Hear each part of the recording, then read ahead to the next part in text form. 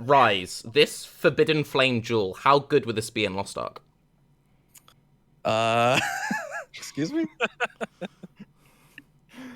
Are we doing a reacting? Don't we need to start the podcast or something? I thought we started the podcast. Oh, this is the podcast. You've insulted me, Rise. I've insulted you. Chris has sat there awkwardly for at least 5 or 10 minutes. As far as I'm aware, this has already started. Yes, thank you for your time, Chris. Hey guys, Tarke Cat here. Hey guys, Tarke Cat here, and thank you very much, Chris, for joining us today. Right, so Rise, how good would this jewel be in Lost Ark? Why are you opening with that? It's a Poggers jewel, Tarke. Thank you. There you go. Okay. I need to get that out. I'm like, before coming on here, I was Yeah. wondering. I'm like, should I talk to Tarke? Because he's definitely gonna make this like very cringe. But like, to what capacity should I allow it? Like, how do I navigate this? But Well, it's just because the thing which is good, and I always like to bring the CEO of massive companies into my therapy sessions. I think it's good. We've Chris cleared is the here. air now. We've cleared. Everyone's on the same wavelength. So with that, Chris. I'm going to make this jewel go away now. I feel like everyone's had their fun with it. Thank you very much for coming on. Let's start off by reflecting a little bit on 3.17. In your mind, what would you say were the biggest successes of Siege of the Atlas? I think the endgame stuff was received really well. The new bosses in Atlas Tree definitely achieved their goals. And to some extent, I think that it was controversial at the time, but removal of regions certainly helped simplify the conceptual burden quite a lot. Previously, you had to manage so many watchstones, manage all the influence types per region. You had to care about whether a map you were running was in a particular region, and kind of clearing that away and having a different approach appears to have helped a lot, and I think that's a big success. And there's another more subtle thing, and that's to do with the shape of the progression in the endgame. And one thing a trap that we fell into in the past was trying to have big power gains that occur very late in your character's progression, like having it so that the fourth labyrinth was one that you get really, really, really late. And to some extent, that's quite a lot of feel bad. And so we've realized that a more diminishing returns approach, where you get more of your progression front-loaded as you get to maps, rather than spending ages setting up your atlas to get your final big power gains at the end, actually fits a lot better with the genre. It matches the kind of power curve you'd get from a game where levels take longer and longer to reach and items are smaller and smaller upgrades. And so we think that aligning the end game with that has actually helped quite a lot. When you say controversial, do you mean by the development team? It was controversial for you guys or for the player base? Initially, when we suggested it, it certainly had a bit of pushback internally because it was the status quo, right? There were so many things dependent on it. I mean on the development team. It was certainly old news by the time we announced it to the players. So we were pleased that the players liked it at the time and understood why. Right. When you have those internal debates on that, how do you guys present and work through that stuff to then get through it? We try to identify what the core goals of the system are. Ignoring what we've done in the past, right? Sure, we can upset some people by changing it, but what do we actually want to achieve out of this? What is fun, and is this thing more fun? And this will sometimes create situations where we want to do a radical change that either internally or externally people are unhappy with, and we kind of have to trust that it's good. To some extent, every time we design a league, we're asking people to trust that it's good, and this applies to revamping certain, mechanics like a new endgame. Did you come up with a defined idea of what the core goals of the end game are for Path of Exile then, since it was pretty much an entire rework of that system? I think we shifted our core goals a little bit with this. As was identified in the Q&A with Ziggy last week, we're trying to give a lot more player agency at the moment in the end game. So it's an intentional shift as opposed to redefining what we were trying to achieve all along. And that experiment has been working out well, as we discussed. And so that means there's more of this in Sentinel, where players get a lot more agency over what exact content they're encountering. So to some extent, it's kind of with our hindsight of how to make an end game, one of the learnings was a degree of control actually goes a long way. Do you have any other places in the game where this might have some relevance? Have you thought of any other place outside of this? Because PoE has gotten very, what do you call it, content heavy. Mm-hmm. So I don't know. You can't play everything. No, exactly. We kind of feel that you've got a limited amount of time. 91 days for a league that you're going to be playing 16 hours a day aside from sleep. And you've got that's a lot of time to do everything. So you have to focus on what your end game is. Like, is your end game doing delve? Is your end game joining a guild and role playing? Is your end game sitting on the trade site and just trading all day? There are so many different ways you can play PoE, and it doesn't have to be everything to everyone, as long as each one of those is a fulfilling experience. So, I mean, that's partially related to the end game thing here, is provide many different ways, because if there's 100 types of player in the world and you can appeal to 80 of them, maybe the Candy Crush crowd aren't really, finding anything in PoE until we release whatever that league is. But, until then, we'll try to cater for as many of the demographics as we can.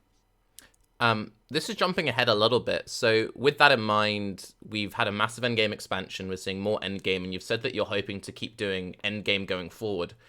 Since you say you want something for like every kind of player, do you worry maybe that if you keep pushing endgame, people might get lost on that journey, or? I think that there's a few reasons for addressing endgame. The first thing is that as Path of Exile matures and the guides are better and the players have played it, like, it's very rare to actually get a new player who starts Path of Exile fresh in 2022. Pretty much every new player is a returning player. And because of that, everyone's had some degree of experience with endgame to some extent.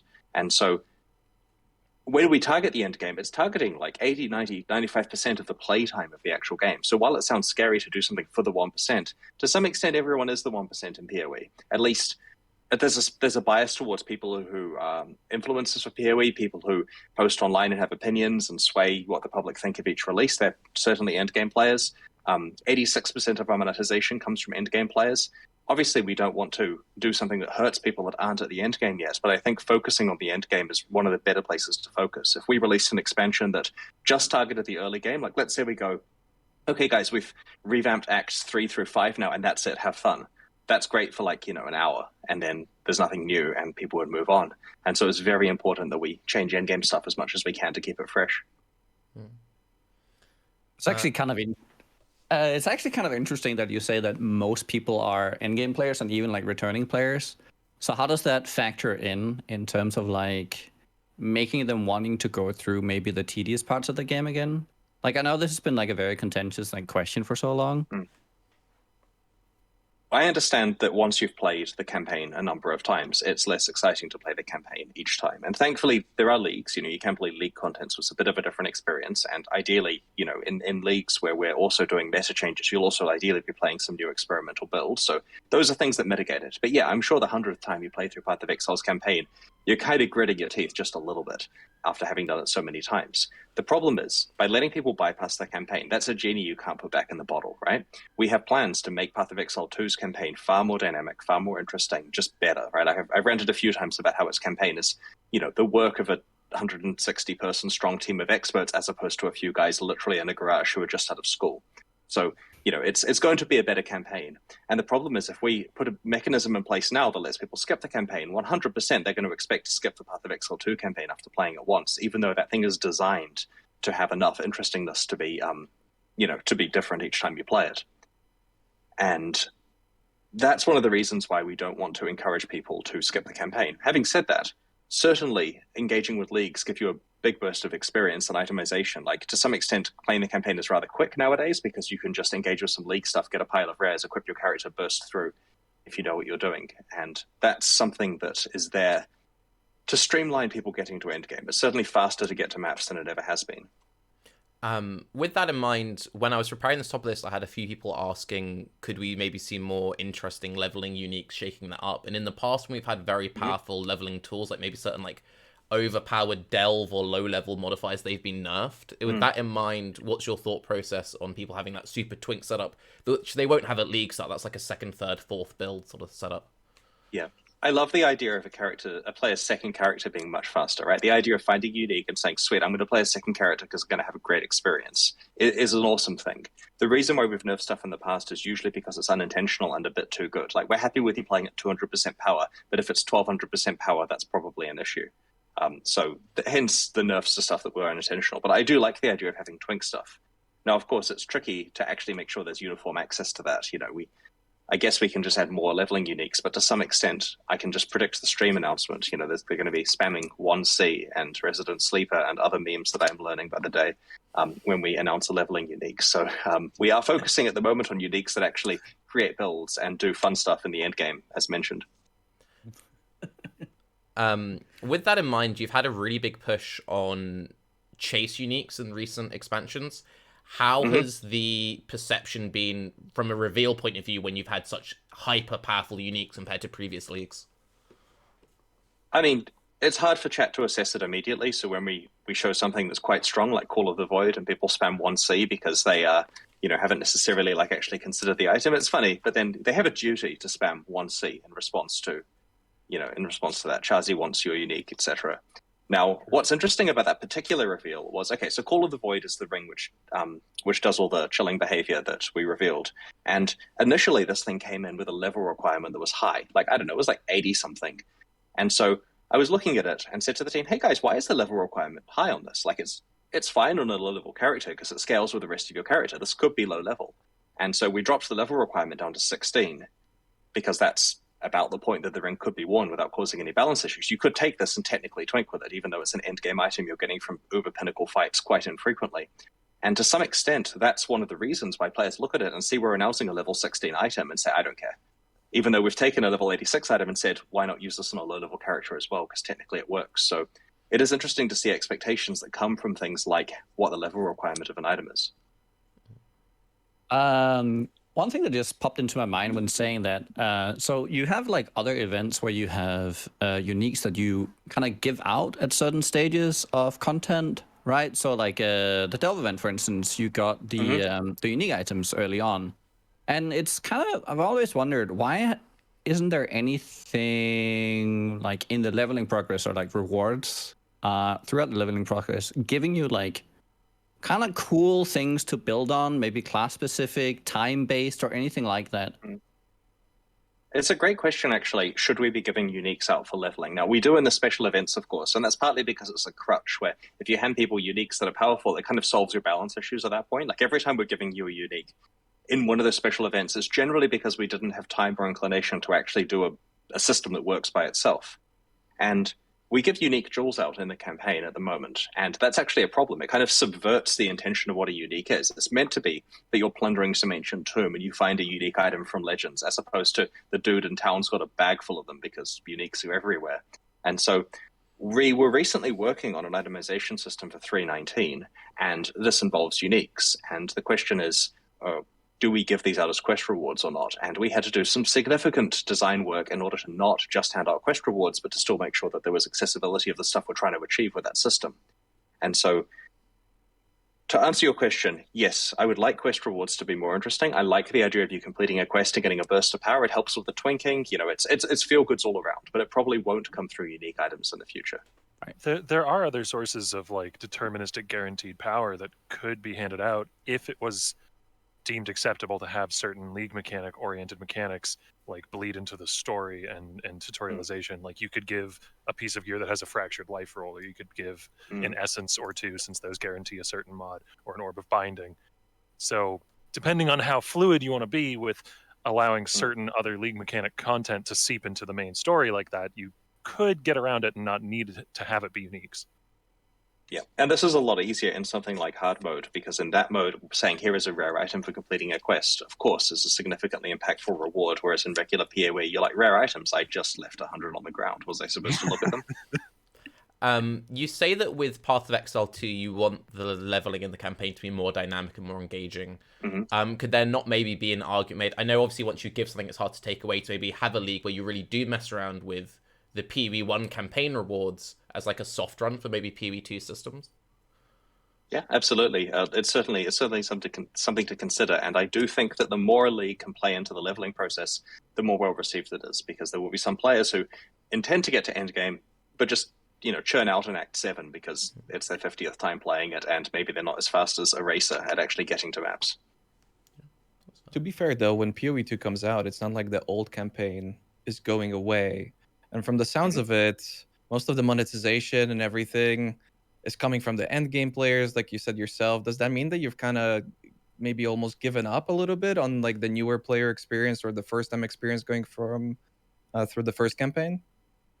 The good news is that we recognize that the campaign is a filter. At least with PoE2, we want the campaign to be more streamlined. Like, there are places in the current campaign where we see player drops. Like, Act 3 is complicated. You players struggle to get through the complexity of now go here, now do this. That's all over the place in Act 3. The Path of Exile 2 campaign is designed to not have those issues. It's got better tutorialization. Or, I could rant for a while, as I've mentioned about that. So we do want the campaign to be good, because while the players at the end of the game monetize, they have to get to the end of the game in order to actually, get that invested in a character that they want to dress it up to that extent. And plus, 14% of our revenue coming from users who are not in the endgame is still a considerable amount. If we lost that revenue, that's a significant hit. Like, it's one of those things where you've got your 100% revenue and your operating costs at like 50 or 60% of that. And so to take a 14% hit, you're losing like a half or a third of your actual profit. And so certainly we wouldn't want to forego that revenue. So getting the campaign right is very important. Plus, while everyone watching this is a Path of Exile player who's got used to its quirks and understands that it's a hardcore game and you're in the right demographic, it would be great if more people could enjoy the game. And we won't compromise on the hardcore part of it, right? Like, we definitely want it to stay Path of Exile, but at the same time, if we can design the campaign a bit better so that more people actually get to maps and experience the joy of being brutalized by the dev team, then that's good for everyone. With all of those things being said, do you think the changes to Act 1 and 2 have contributed to that, overall making it more difficult? Do you think that that's had a result that you were anticipating? I do. It's a question of resources, of course, as to how fast it's worth pushing ahead with the remaining act redos. Like, it's actually a lot of work. I mean, it's tricky because it's not really like remaking the acts per se. It's more a matter of like just getting the balance right. But to do that involves putting skills on monsters and reevaluating stuff. And our intention is to work through the acts and do it. It's just that I would rather be spending some attention at the moment on making sure we deliver high quality leagues, getting like players have asked for new skills after the Sentinel release. Fair enough, right? Like, as soon as we see opportunities to do skills that add to the game, we'll definitely be working on those. And getting a skill right is like half the effort it takes to get the balance right in an act at the moment, just because skills have so many interactions. So it's pretty much any question you ask on the podcast could be answered with that this is a question of time and resources. And so it could be phrased as, why do you choose to prioritize this? And I think that's a great discussion point for some of these things, where maybe we're not prioritizing something that would actually benefit players, and choosing whether to prioritize the act reworks is a good question, right? I personally feel it's kind of a second priority to some of the important things right now. This is going back like maybe a couple of thoughts, but the Path of Exile 2 campaign is something you are pinning a lot of hopes on for like resolving a lot of these issues. And you've mentioned that you want it to be more dynamic, and you may not be able to directly answer this question due to not having it developed yet, or just not wanting to talk about the development of it. But how do you, because you mentioned in the current Act 3, you see a lot of player drop off because it gets a lot more complex. You have a lot more quests that cause you to go around from place to place. How do you make Path of Exile's 2 campaign more dynamic and more interesting on a replay without suffering that problem at every single turn, if it's not tricky. As linear? Yeah, this is tricky because I don't want to speak to specifics of the Path of Exile 2 campaign prematurely, right? Like, it's one of those things where I was saying to you, check out how this stuff works with a proper context, have a trailer, have a good explanation, have some good examples. People will say, that's cool. Whereas if I just give some, hands in the air kind of explanation of some stuff we're trying to achieve, people are going to leave with the impression that it's not cool. So suffice to say, the announcement for that stuff will come in time about what we're doing to make sure that the stuff feels dynamic. But one of our core goals is making sure that the experience varies enough playthrough to playthrough that you do actually get engaged with it many, many, many times.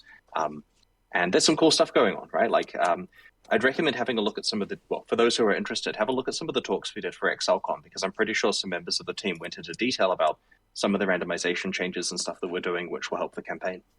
From a difficulty point of view, and then I don't want to spend too much time on the campaign because obviously you're in a bit of an awkward state with what has and hasn't been revealed. But when there has been the difficulty improvements or nerfs depending on people's perspective in Act 1 and Act 2, that's been met with quite a bit of resistance because there are a lot of people who don't enjoy the campaign. I know that the version of PoE2 we played at ExileCon was like tuned up for streamers and the most dedicated fans, but is there some concern that PoE2's campaign is going to be considered too hard, so then people will like stay with Path of Exile 1, or there'll be that resistance of like, I don't like the campaign even if it is better, why is this so much slower or harder now? We, broadly speaking, want the two campaigns to be roughly equivalent in terms of the amount of effort it takes to get through them, so that players don't choose one over the other when getting to the shared endgame. I mean, I'd rather they picked Path of Exile 2, and to be completely honest, the Path of Exile 2 campaign is a shorter experience than the sprawling 10 acts of Path of Exile 1. Like, 10 acts is probably too much content. Now, of course, how big is an act, right? The Path of Exile 2's campaign is a lower number of acts, but some of them do actually average to be a larger size. With regard to difficulty, it's not the end of the world if the campaign is a challenging game to play through, where a player can complete Path of Exile before getting to the end game and say, I had some challenges there in doing that. Some of these bosses took a few tries, right? Like it's, it certainly is difficult in places, and that's okay. I think it won't be tuned to streamer level at release. Like, that's where challenge leagues come in, of course, where players get the ability to juice their difficulty a little bit higher by engaging with league mechanics at the same time. But I think we do want the Path of Exile 2 campaign to launch slightly on the hard side compared to the ease that people have with Path of Exile 1 currently. You mentioned earlier about most new players being actually returning players. Around what time did that start to feel true, or you start to? It's been like that for a while. I mean, I exaggerate slightly. There are still many new players. Like today, hundreds, if not thousands, of people are going to play Path of Exile who have never experienced it in their life. It's very difficult to get stats because every single day, tens of thousands of people register bot accounts and try very hard to do something. And we shut that all down as much as we can. But the numbers are there, right? Like, trying to work out how many new players there are today is often a case of how many people have registered a bot account that they haven't logged in with yet to get banned. And so it's very difficult to give exact quantification, but I would say that anecdotally, the majority of people that are playing Path of Exile are coming back after a break, whether it's taking a league off, taking part of a league off, right? Like, how many of you guys were playing literally all day yesterday? Probably not all of you. There's people who have taken a break in order to play Sentinel at its launch. So returning players is certainly something we're optimizing for at the moment. Does that change your approach to PoE2 then as well? Or is that more of an opportunity to get a bunch of new players in? Yeah, we see Path of Exile 2 as getting Lost Ark numbers at release. We're certainly speccing server-wise to try to be able to cater for 7 figures online at once, which should be challenging. And part of it's because everyone's heard of Path of Exile, and when Path of Exile 2 is released, it's an excuse to try it again. I'll talk to people and say to them, have you played Path of Exile before? And they'll say, oh yeah, typically played it back in 2013 at launch. And that's important, the at launch part, because there's a PoE2 launch coming up.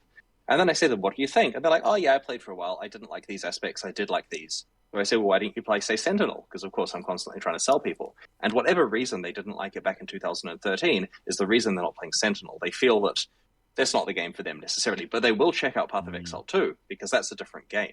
And so once someone's decided Path of Exile 1 is not for them anymore, it's unlikely that we're going to get them back with a single expansion, even though when I talk to people about specifics of what they don't like about the game, we have literally addressed, there's people saying that it has desync, right? It's been a number of years since desync's been a significant problem.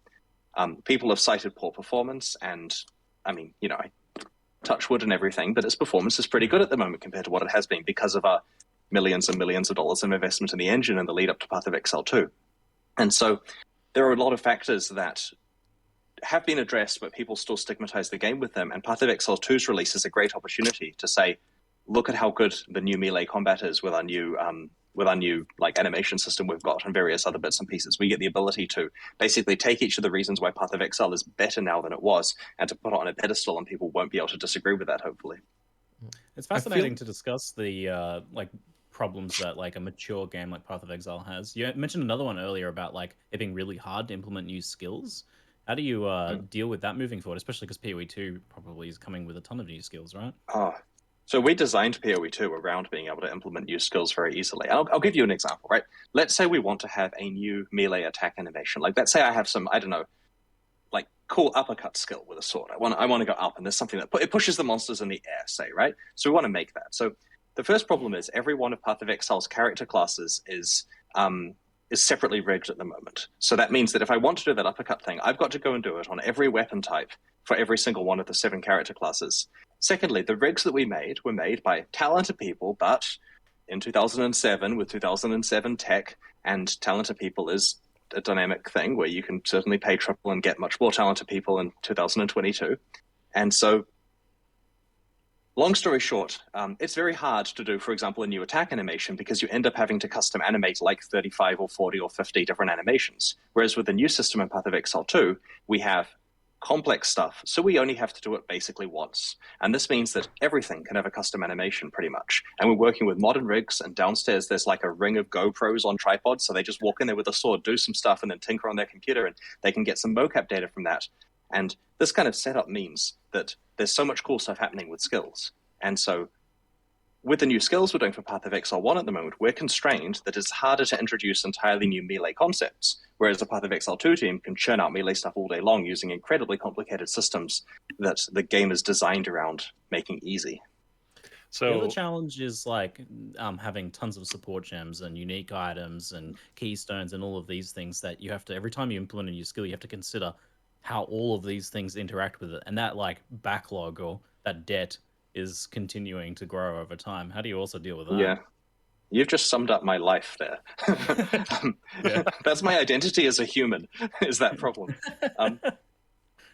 Backlog, it's okay. Path of Exile is a complex game and it's something we have to deal with. But the good news is with Path of Exile 2, because we're rethinking what skills and stuff should the game have. Obviously, as much of that as possible is good, but it gives us the ability to say, this thing is problematic. What would the game look like without it? And if we were to drop a thing from Path of Exile in a random expansion, there would be an uproar. But if Path of Exile 2 had a different corpus of stuff that slightly differed in certain aspects, that's understandable. It's a new game. People will have many other exciting builds to play.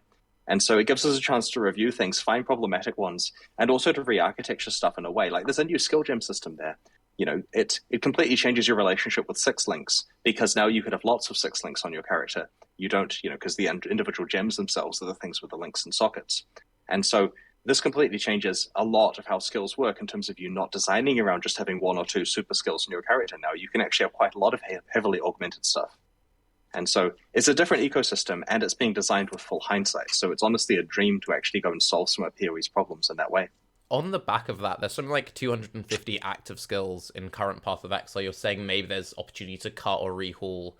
But obviously a lot of those then have microtransactions associated with them. So how do you then juggle that? And also the same with having like old armor sets that now have to be updated for new rigs. Where do you feel like if you suddenly have to cut everything and it's like, oh, well, I have this legacy skin or something, We're not cutting too much. Like our general goal is to keep all the Path of Exile's content. A competitive advantage we have against other large action RPGs releasing at the same time period is that we have a decade of stuff that we can drop in there. But we are being careful to review stuff and if necessary to change how it works. Now, people's purchases will still work, right? Like if someone says, I bought a skin for Fireball, and you've just removed Fireball from the game. And even though I made the purchase 12 years ago for a different product, we will find a way to make that right. We're not going to say you're out of luck. We'll either give you your money back, we'll work out something for it to work on. There will be a solution to that. And this does constrain us. There are cases where we've sold things that prevent us making a change to something, which is just how you do business, right? You have to do right by your customers. With regard to rigging all of the old armor sets, yes, the intention is that every old armor set has to work on the new Path of Exile 2 rigs. And that's a lot of work, and we're spending vast amounts of money in the background sorting that stuff out. There's some automation, there's manual tweaking, there's updating physics. It's a lot of work, but it does mean that some cool armor set that you bought a long time ago or received in a supporter pack will be a thing that you can continue to show off into the next decade of Path of Exile. So with that in mind, and 318 having no new skill gems, and we didn't see skill gems last week, is the plan that there's less skill gems when they're more meaningful in preparation for Path of Exile 2, or is it like a resource allocation issue, or?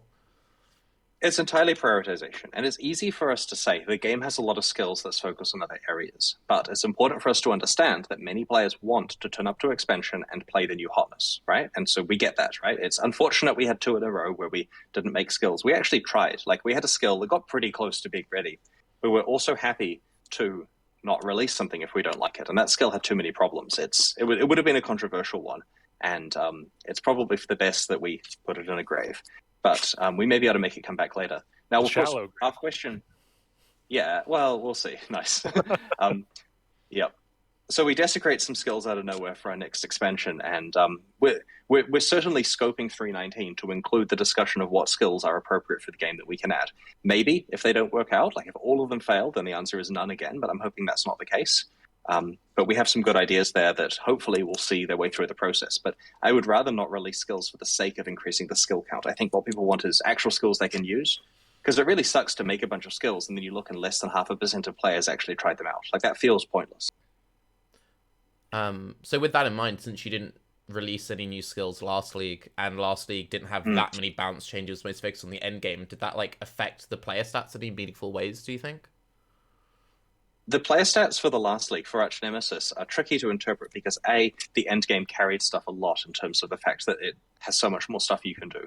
And secondly, the release of Lost Ark and Elden Ring kind of dropped a bomb in the middle of the player stats, so my nice curves are very difficult to interpret correctly and to work out what Path of Exile retention is, because there was a siren singing from the Lost Ark release. And certainly if I was actively playing action RPGs, if I had spare time, I would have jumped across to play some Lost Ark as well, because you want to play the thing that everyone's playing. So we'll get good stats of this league from the get a good idea what it's like to have a really good endgame with a lot of player agency. We'll hopefully get a complete set of stats from that. I would like to kind of circle back and just finish up reflecting on 3.17, so we can talk about 3.18 generally. But does anyone else have anything they want to say on this before we move on? On what? What we're currently talking about, Nikki? Well, that's a lot. That's a lot of things. Go for it. You can't. Okay. I had like one thing actually. I have two things. So first, there was the PoE 2.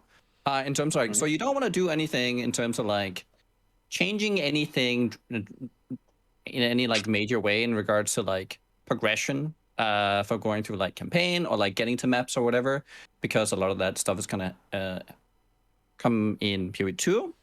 But have you considered what's going to happen in PoE 2 when people go through their 100th run? Like, are you making preparations already in terms of like, what are you going to do when eventually people are going to have 100 characters through the PoE 2 campaign?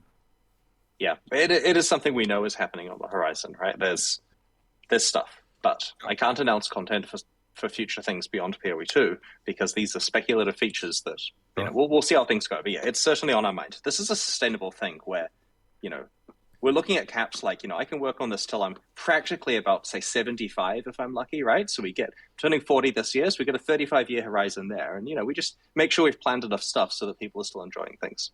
Okay. One other thing was, so impact on like, say you hit Act 3, you're talking about how they became very complex and all that. What actually happens when you introduce just a normal league into the existing game and people go through like a system that might be too complex at early levels, or like, because I feel like there is a bad league can have just as much of if it's not done right in the early stages of the game. Like, let's say you fix it over the next 30 weeks and it gets good there, but like, so what's the implications of implementing like bad starting league? Bad leagues, of course, aren't great for retention, but it also depends what's going on in the end game. If we say, here's a bad league and here's some cool stuff in the end game, then many players will realize, I can skip this league and just, by that, I don't mean quit. I mean, they can ignore the content and play to the end game and have fun there. So to some extent, one of the reasons why we are focusing on in-game content is that a league isn't going to be for absolutely everyone. We're trying our best to make them general. And, I'm sure we'll talk about Sentinel, but it's very streamlined and designed to be for everyone. Like, this is a press a button and stuff gets fun kind of league. It's not meant to be like something like Harvest where you have to plan, a city building game at the same time. But we certainly do see that a bad league where that's the only thing in the expansion has poor retention. Players will realize this is all I get, and then they quit if they don't like it. So we want to have the 1-2 punch of a league that's as general as we can make it, combined with some cool stuff to look forward to. And some players, especially racing players who really know how to play through the campaign fast, for many people, the right strategy is completely ignore the league, play to the end game, get some progress there, get economic abuse going on, get a bunch of currency because they're the first to do something, then take a step back and say, so how does this league work? And not actually touch it during the campaign. And that's a type of player we have to cater for. We have to look at catch-up mechanics of, if you get to the end without having delved, do you have to go through hundreds of nodes manually? With Sentinel, what about your power progress? If you don't touch Sentinels through the campaign, how quickly can you catch up your Sentinel controller power upgrades in maps if you haven't touched it yet? And there's a lot of math for that. Does that, to backtrack a little bit, so both Scourge and archnemesis were leagues that a lot of players thought could have done with more further dev time, but it seemed like they got reduced updates early. Is that something which I'm phrasing this terribly, sorry, but is this kind of system in mind where it's kind of like, oh well, the end game's great, the end game stats are good, people aren't really liking the league, but it's fine because they can just skip that and enjoy the end game content? In both of those leagues, we didn't see bad retention for actual engagement with the league itself. This wasn't a disaster scenario, and it's tricky because, again, it's a resource allocation thing, right? For some leagues in the past, like Synthesis and to some extent Beastry and so on, we've released it and there's been significant backlash from the players and we've spent a lot of time fixing it. But here's the thing, fixing it comes at the cost of something. This is time we want to be working on the next league. And so we can either A, not make the changes the players are wanting, which is what we did in Scourge and archnemesis, or we can fix it, which takes dev time, and that either takes away from the next launch, which isn't great. Like, that's not a good cycle to be in, if you know what I mean. Releasing bad leagues because you had no time to work on them because you're fixing the last bad league. In a way, sometimes it's better to let a league be bad, not that I think they were, but strategically, and then do the next one well. Or the other solution is crunch and overtime, which we shouldn't be doing. And everything we do to the last league, if the next league is scoped to take the 13 weeks, means some degree of extra work for the staff, which many are happy to do, and we pay time and a half for any extra hours and make it optional and try as best as we can to manage overtime in an ethical way as we can. But the goal is still to have none, right? In fact, people working on Path of Exile 2 at the moment have been told, you may not do overtime. You will do your week, you will work hard, and then there will not be overtime because we are not doing that on this project, at least strategically as far as I understand at the moment. Now, for the Path of Exile 1 leagues, of course, where we've got a 13-week cycle, there's spikes of bits and pieces for individual people, depending on whether they're working on the marketing that's due on one day, or the league launch, or the QA, or whatever. But any overtime is undesirable, and that is a consequence of us having to essentially fix the old league while doing the next league at the standard it needs. The other topic, though, with archnemesis and Scourge is, to be honest, we didn't want to make any further changes. With Scourge, we were happy enough with where the item crangling mechanic was at. We understood the feedback, we get the feedback, but it would have taken way too much work to redo that. We kind of just filed it away as, this is a learning for next time. We were happy enough where it was. And for archnemesis, we made the UI improvements that we thought the league needed, and we didn't want to make any further ones. And I understand that maybe we communicated that poorly because we didn't really comment. We just didn't make any of the changes the team were wanting, the players were wanting. And that's partly because we were still keeping our eyes open to keep an eye on feedback, right? We were reserving our right to make further changes, but in the end decided not to. And I get that's frustrating. We'll have to make sure that we communicate more clearly about that. If there is stuff that's very unlikely to happen, we'll say that so people can at least drop it or make their thoughts known. Don't you feel like philosophically that's not a great thing for the long term? You mentioned how people got turned away from PoE due to an issue such as desync in the past, for instance. So releasing leagues like that over and over, because I think to being a streamer, and as a streamer, sometimes it's better to not say anything than say something that's going to turn people away in a way. And if you do that enough times, those people will never return in the long term. And from what you mentioned, I feel like PoE 2 is kind of like the only solution to that right now. And PoE has always seemed like the game that everybody has always heard about, but realistically, not that many people play comparably. Do you think you've reached that threshold of you have this huge amount of players that have heard about PoE but aren't playing it due to maybe even us releasing too much content or leaving content in a state that wasn't sufficient at the time? I definitely think we shouldn't be releasing bad content, and I think that if we do, we should be fixing it. Though, of course, there's the previous explanation about resources and making decisions about that. PoE 2 will fix some of these problems because it has a significantly larger budget. There's a lot more going on. It's designed for modularity. There's a lot more safeguards built in for this, and it will be played by a lot of people, and we have a lot of new players where, to some extent, new players will be less forgiving than our established community are. Everyone in our established community has a long-term tie to Path of Exile, right? We're evangelists for it. We're going to probably still be playing regardless of what's happening. The PoE 2 new players will play another game the next week and never think about Path of Exile again if there's a problem with it. So everyone currently playing has Path of Exile's best interests in their mind. We're all on the same team. We want what's good, and we need to respect that relationship, and we need to communicate better with you guys and so on about that. And we don't get that luxury with Path of Exile 2 because we kind of get our one shot. Thankfully, we have enough time to make sure that the content for Path of Exile 2's release has been in the oven for a long time and is fully tested and will have an extensive beta and so on and so on. And I've kind of got off track for what the actual question was here.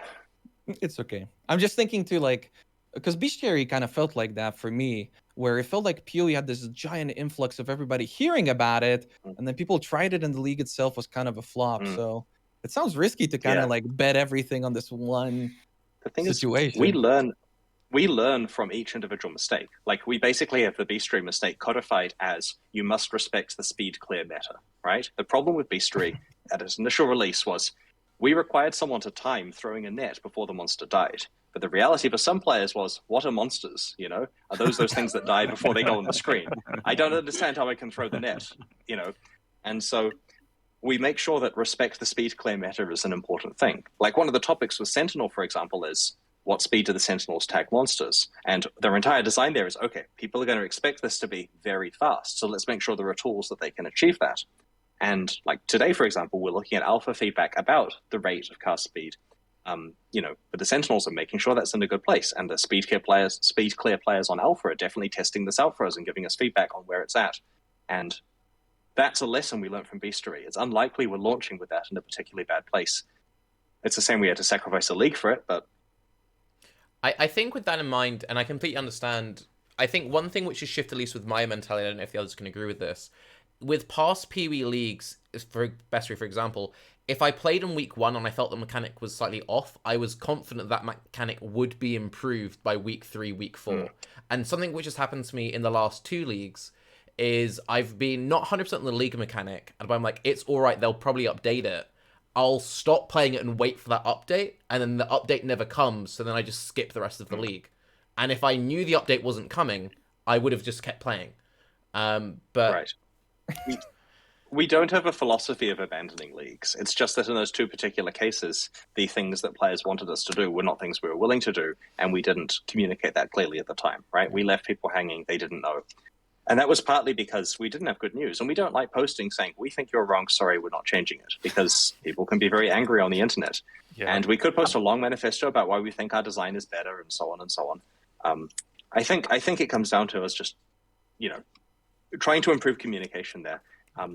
And make sure that we also fully understand the actual nature of the problems. Like, it could be that if we had a good chat with people, if we had the time to have a good chat with people, then we'd actually be able to work out some things we could do that would help those particular concerns without being against our philosophy. Also, it kind of feels like a lot of past leagues were designed with intent for them to be rolled into the core game, whereas recent leagues have been more kind of, not necessarily disposed, but more kind of like, this is an experiment, and then we know it's not going to the core game. Does that also motivate not spending more dev time to like get Scourge just right, for example?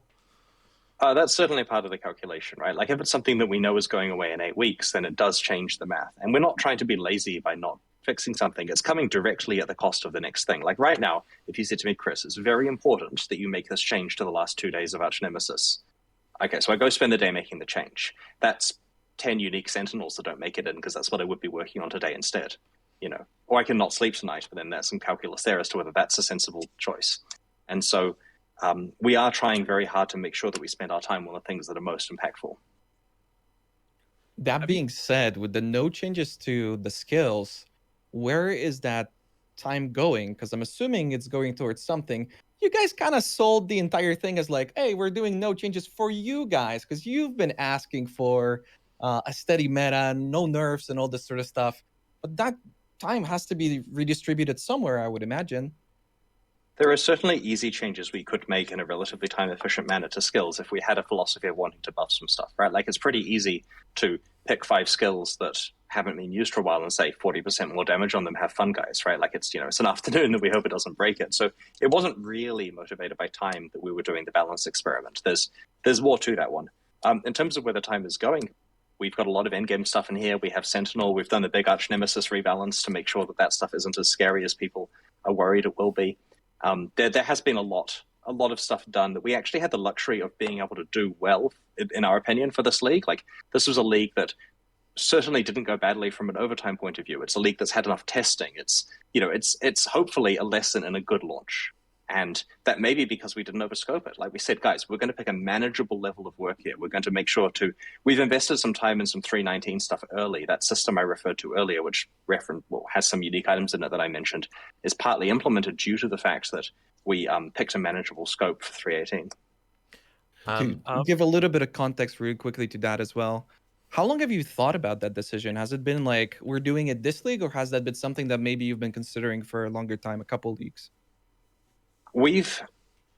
There are many reasons why we've been looking at the idea of no balance, and one thing that I found absolutely fascinating was this concept that the Diablo 2 Resurrected game launched with the same balance that Diablo 2 has had for the last 15 years, and everyone I know who has played Diablo 2 was ultra hyped for that launch. And the power fantasy here was, I'm going to play a sorceress. and I'm going to cast some blizzards, and I'm going to find all the unique items at Mephisto, and then I'm going to do this, and I know exactly how it works because of static balance. And people lived their dream. They played it. Everyone I know had a great time. As far as I'm concerned, 10 out of 10 reimagining of Diablo 2, right? Like A+, amazing game, definitely play it. And it was just kind of perfect. And they left the balance alone, right? So 2.4 comes out. That's their balance patch. And that's cool. They made some balance changes. I agree with all of them. I subtly like the fact everything there is a buff. That's cool. Classy. And no one I know who plays Diablo 2 is playing, I think there's one guy at the moment who's playing that at the moment. It was less interesting to them. People loved the fantasy of, I understand what this game is and I want to try my plan for this release. And given that our game is relatively similar to Diablo 2, and we do respect very much the decisions made by those devs, we thought this is another piece of evidence for us trying a league with static balance. It may backfire horribly, right? It may be that people need a fresh meta. That's fine. We'll never do it again if that's the case. But we thought we'd try it at least once, because if, for example, the right cadence is tons of meta work for one league and then static for the second one, so people can work out new builds and then hit the next league knowing what plan they want, and you alternate like that or something like that, there may be a better plan. And given we're planning for the next decades of stuff, we may as well try the experiment now while it's relatively safe, before Path of Exile 2 comes out, and see what happens. So I made a video a couple of weeks ago, which Bex wanted me to talk to you about, which was kind of saying one thing that I think would be really cool, because when we had the last interview in 3.15, communication was a big thing, but I don't think communication necessarily has to mean interviews like this. I think communication can just be random posts that you've been doing great developer manifestos in the last couple of weeks saying, this is what we're planning to do going forward. And I think that an idea of one league on, one league off, like maybe one balanced league, then like a system league, then balanced league, like system league. I think an alternating cycle like that works very well, but for that to work, I think it needs to be very clear to players that we're doing this because this is what you're getting next, and then it's communicated like that. Yep. Yeah, I see what you mean. Well, we don't know yet that we're doing an alternating thing. I'd very much like to reserve rights to not do that. No, you've confirmed the next 4 years are an alternating system. Come on, Chris, commit right now. Yeah. I would love feedback on this. After people have played 3.18, right? Hit the ground running in 3.18 with the builds that you know. If you had a great time and you want to see that again in the future, let us know that you'd like to occasionally see balance freezes, and it's something we can discuss. Currently, we're erring to the fact that that there is an underserved portion of the community that do like exploring builds, and that's certainly the reason that we're thinking that we're probably not going to do the alternating thing. But let us know your feedback. With regard to communication, our takeaway from the 3.15 fiasco basically was that we needed to make sure to more clearly explain big changes if they were to happen. Like, let's say 3.18 included the removal of energy shield, right? We wouldn't just drop that in the live stream now. We'd post a big post weeks beforehand saying, hey guys, so we've got some problems and we think this actually solves everything. What do you think? And we'd get the post up there with enough time to change it. And ideally that process would go a lot more smoothly, probably involving getting on some podcasts to discuss it, of course. But yeah, that was the big takeaway there. When we were pushing for communication, we've learned it's about signaling changes outside of the hype cycle, so players actually have time to digest them for what they are. With that in mind, why wasn't there a manifesto around the archnemesis mod pool? Because I think that's one of the things I'm most excited for. But that's a massive change to Path of Exile, not for this league, but going forward. And it seems kind of weird the way that was sort of just tacked into the 3.18 announcement. So that was actually a plan initially, where literally years ago we decided that we wanted to fix monster mods. 1 second, just checking your message in case it's urgent. Yeah. Okay, cool. We decided we wanted to fix monster mods because they were a washed out pile of random things you can't read during combat, which didn't have any impact. You wouldn't really care what the monster had unless it had a specific nemesis mod or soul eater or something. Otherwise, it's just a bag of stats. And so we decided, what would be cool? To have mods that people can fear, mods that people can respect, mods that are easy to see at a glance, that do something impactful, and actually do the mods properly. And so we were working on this. We were making our mods, and we needed a league. And Mark suggested the brilliant idea of having a league which involved players learning about the mods through the process of creating them through recipes, so they can have an introduction to them and learn about their power. Ideally, in a way that's compelling, that has progression and good rewards and so on. And that's where archnemesis came from. And because it was alongside a very large endgame expansion, it was also the right scope. Archnemesis was a smaller league than many of the ones we do. It didn't need to be heist because it was coming out alongside a lot of endgame changes. And I feel that, aside from some UI quirks and various, decisions that we'd made there, it was very successful at that and has led on to us being able to put those mods in the main pool, which I understand we blindsided people with, right? Your question of why wasn't this properly signaled was partly because once something becomes a secret master plan that we want to announce, we kind of do hold that off until, like, we have secret master plans in the future that I'd love to talk about, that I'm waiting because there will be a right time. Fun things, good, positive things. But there are certainly things that would be lovely to foreshadow about. It just unfortunately creates a lot less interest in them. Also, we wanted to make sure that we'd actually gone and fixed up archnemesis, because you're completely right that there are mods in there that are totally inappropriate to be in the core game without significant changes. And so that was quite a lot of work achieving that. A lot of those mods that I've received questions about in my stream or I've seen on Twitter posts and stuff like that are the ones that are like really binary in nature. So the ones that'll like, I think you already got rid of midway through Archnemesis League, the one which turns off Leech. That modifier was changed, but things that will turn off the ability to gain flasks or drain flasks, things that will turn off mana regen, that sort of thing. Do you think that binary mechanics like that have a place in like general Path of Exile? So not like some weird obscure little corner like Hall of Grandmasters, but just in your average Alkan Go map? I believe that a good Path of Exile experience is that you can handle the maps you're doing. But while you're handling the maps, there should be combinations of random elements where two or more things come together that wake you up. So it should be that each mod individually you can do, but when there are two mods, that's interesting and dangerous. Now, if you can't deal with a lack of leech, or you can't deal with complete immunity to something, then it sucks that you keep encountering this. So ideally, it'll be a pair of things together that makes a situation you can't deal with, because that way it's A, interesting, B, infrequent, and C, something that you can have a mitigation for you don't have to use too often. And so I do agree that if there's something that just blocks entire builds and it's a single mod, then that's probably a bit of a problem. And we'd have a look at that. If it's a combination of mods that occurs infrequently, that's worth a Reddit post, because you won't believe what spawned today. I got this, and this is the consequence. And everyone's like, oh, that's cool.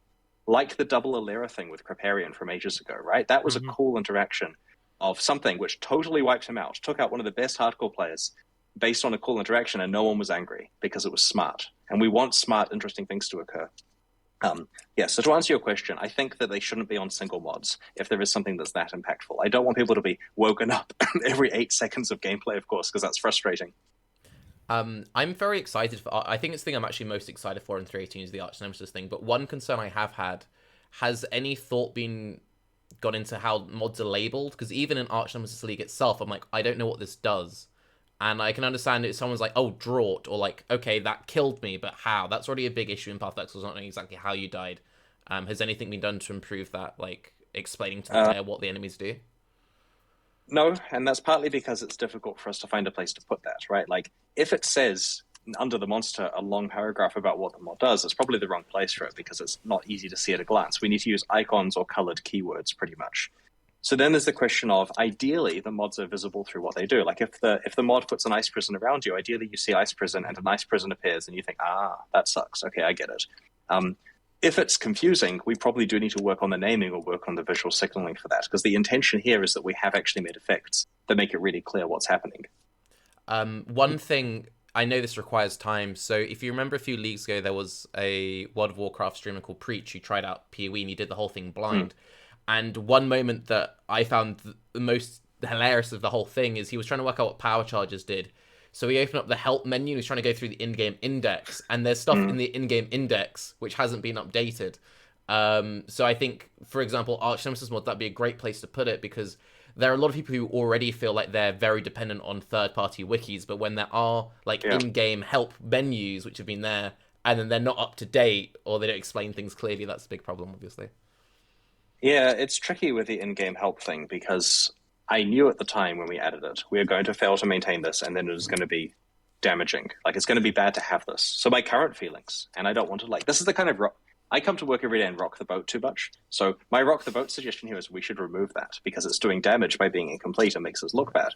But a lot of effort went into it. And then the real question, the conversations always go, well, what's the real solution? And the real solution is some type of browser in game to like an officially sanctioned wiki that we have checked and can vouch for the fact that it doesn't contain like bad stuff and incorrect information. And that's a whole bunch of work, so nothing happens. And I do agree that we should update the in-game help thing. The problem is almost no one uses it. Like, I get that when he asks stream, and I haven't seen the footage of this, but I'm assuming when an intelligent person asks stream, how can I find this out? Well, the way to find it out is to look in the help system in game. So he opens it up and the cobwebs fall off. He might have been the only person to do that league. Like, it really isn't used. People don't click help. And that's sad. Like, it's there, and it sucks that when he wanted to rely on it, it was unreliable. But I reckon if we put the effort into fixing it, it wouldn't affect many people. So I remember this was a few years ago. We were talking to you about tutorialization. This was long before the announcement of Path of Exile 2, and you said that you'd spoken to the Warframe people, and they'd spent all of this money to improve the tutorialization and the early game experience. And at the time, apparently that didn't actually really do anything to help like their numbers. That it didn't reflect evenly. So you said back then that wasn't something you were focusing that much on in Path of Exile because it just didn't seem like a resource allocation it was worthwhile. So how do you then balance that with Path of Exile is already a very dense game to get into at the best of time? How do you go about it? And obviously this must be a big thing for Path of Exile 2. You're going to be getting all these new players. Where do you bridge that gap? Is there always just going to be this massive dependence on third party, or? We have a tricky thing with Path of Exile where the systems internally can get very complicated. If you say, okay, I want to understand what evasion actually is, I get the fact it means I don't get hit, but how? Like, is there a de-randomization thing, an entropy system? Where do I get evasion from? How does it stack with these various things? What can I convert it to? There's a book on that somewhere, probably in a wiki, probably in various build guides. Is it our responsibility to have that mastery information in the actual game client? Probably not, but it needs to be clear what evasion means. It means you won't get hit. And ideally, we name stuff clearly, we put it in an obvious place. Path of Exile is a game where you click on a monster and your character walks over there and takes a hit, and you can get moderately far, I mean, obviously not very far, but somewhat far through the game by just clicking on monsters. People don't equip skills for some, like way back before we had good signaling.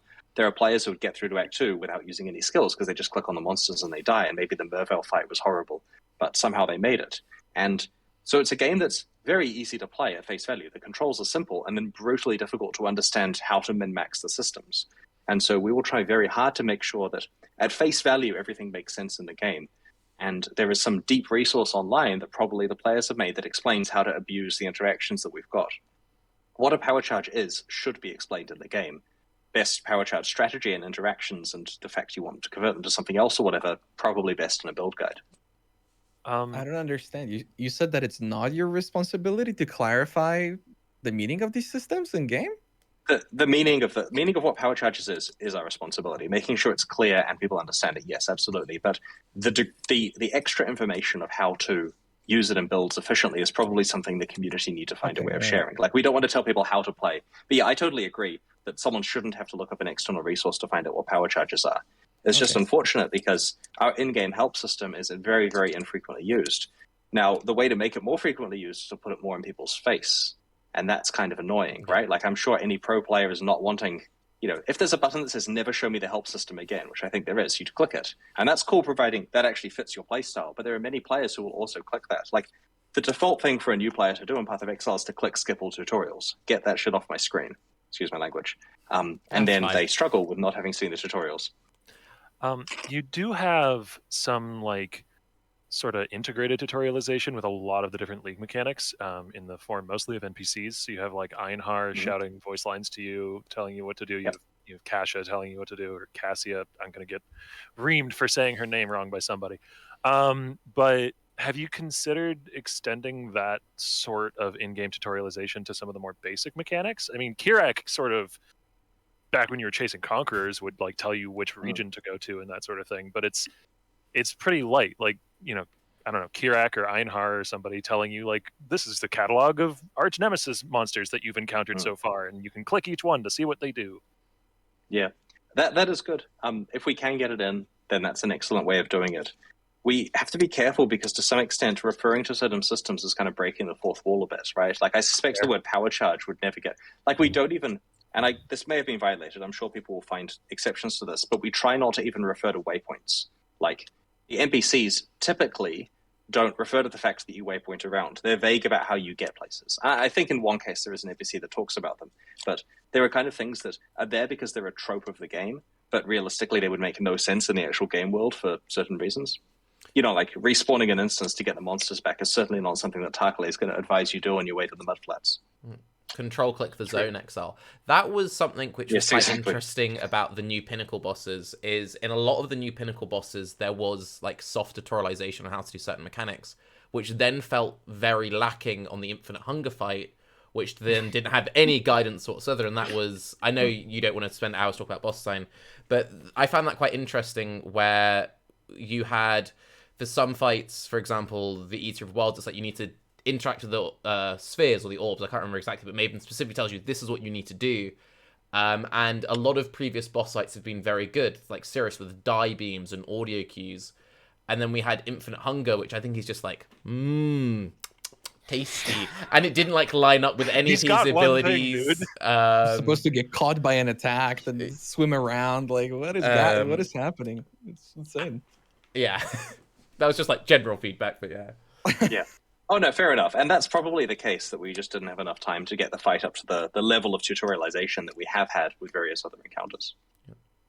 A lot of players would generally like say that they don't know what hit them, so on and so forth. Obviously, a lot of the new mods are going to address that, but having somewhere to like actually look at the monster, like you say, like, okay, you can't have them on the actual monster, say, or anything, but you do have one tool, which is the bestiary, right? Every time you kill a beast, it goes into the bestiary.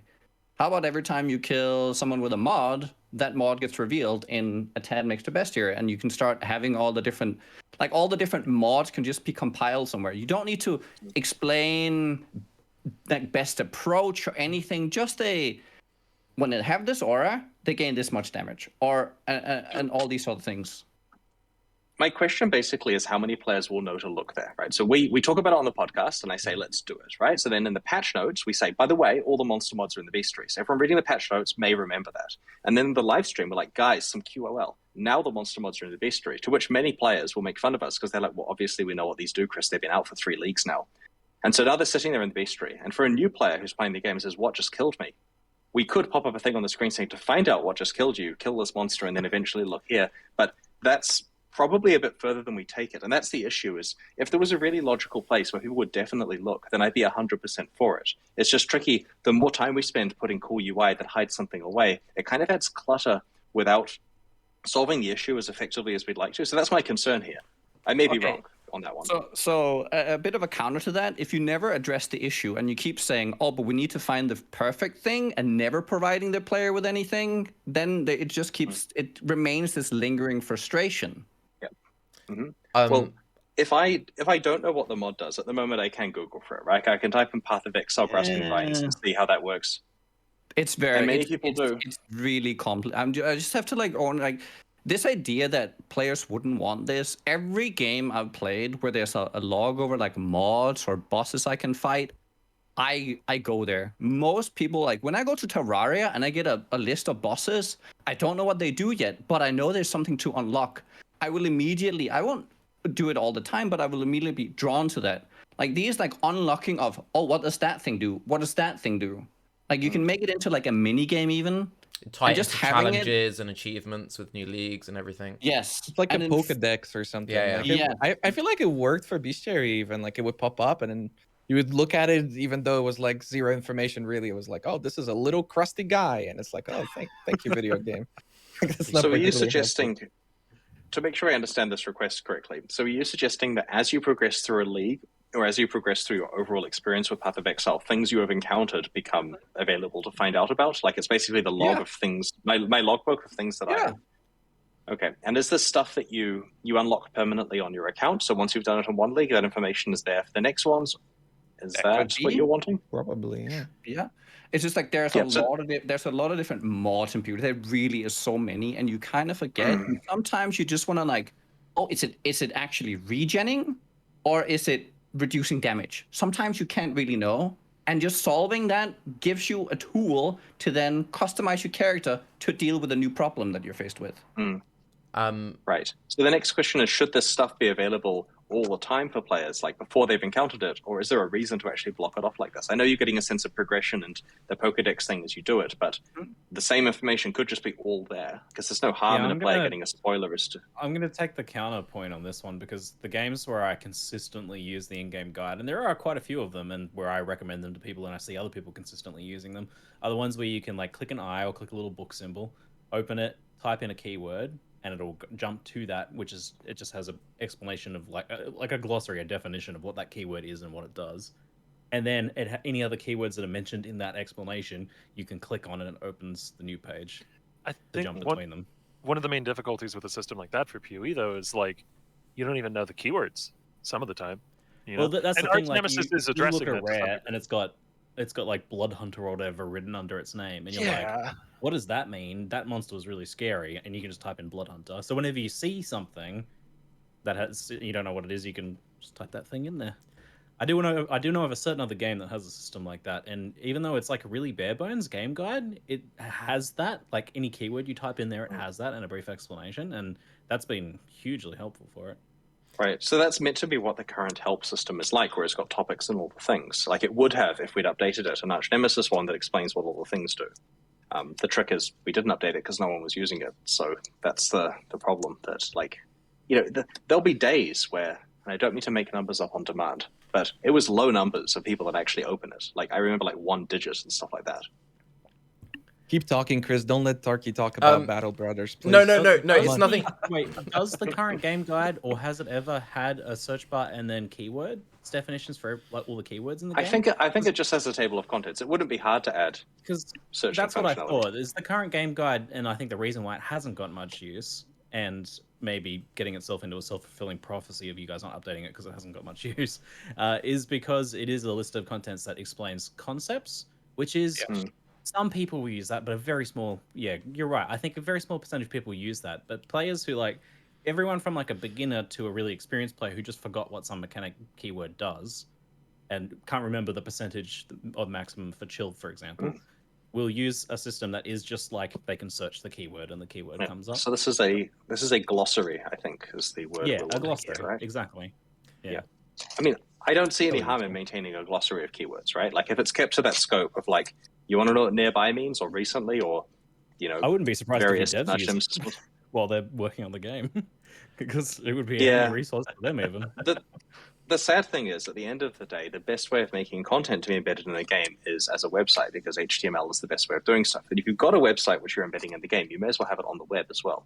And then suddenly you're just browsing a website. And if you've got this website, why not have it be a proper wiki? And then you're using the wiki, which is fine, right? You know, having a wiki embedded in the game is probably a good thing for a game of our complexity, especially for, say, console players who may not have the ability to actually pop open a website at the same time in an easy way. And then it gets in the too hard for now basket. And so there's this creep of like, we could get a simple glossary sorted out rather quickly, but the second we try to do the feature the big way, it never happens. And yeah, I hear you on a glossary being useful there. I would say two things.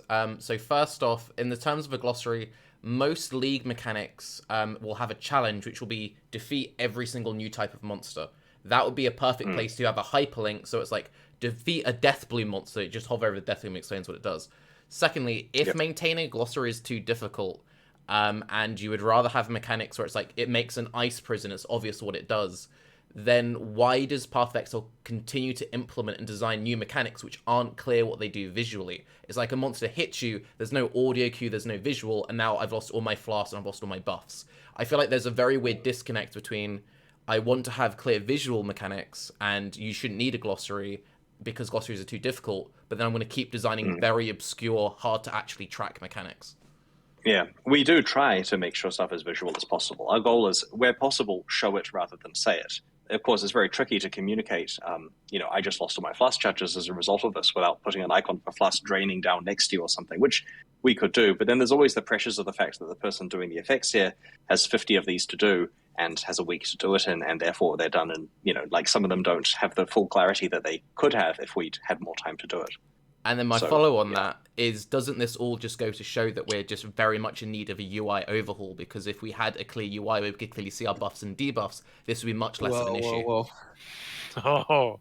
That's why I was so desperate. I've been question is like, I will track it back a little bit because we got to specify this because we're talking about it a lot. But to specify to like the current situation of what's happening with PoE, hearing all of these concerns, Chris, don't you think that not releasing the mods for the new archnemesis stuff is kind of like a big problem? Like we all seem concerned about this. I know a lot of other people are concerned. I'm sure that much of what is the new archnemesis mods, what the changes are, like that not being available anywhere, does that mean that there just wasn't that much effort put into it? Like it seems like a change that's bigger than, for instance, Sentinel alone to me personally, because you're engaging with that like half of the time you're in a map, you're fighting blue or rare mobs.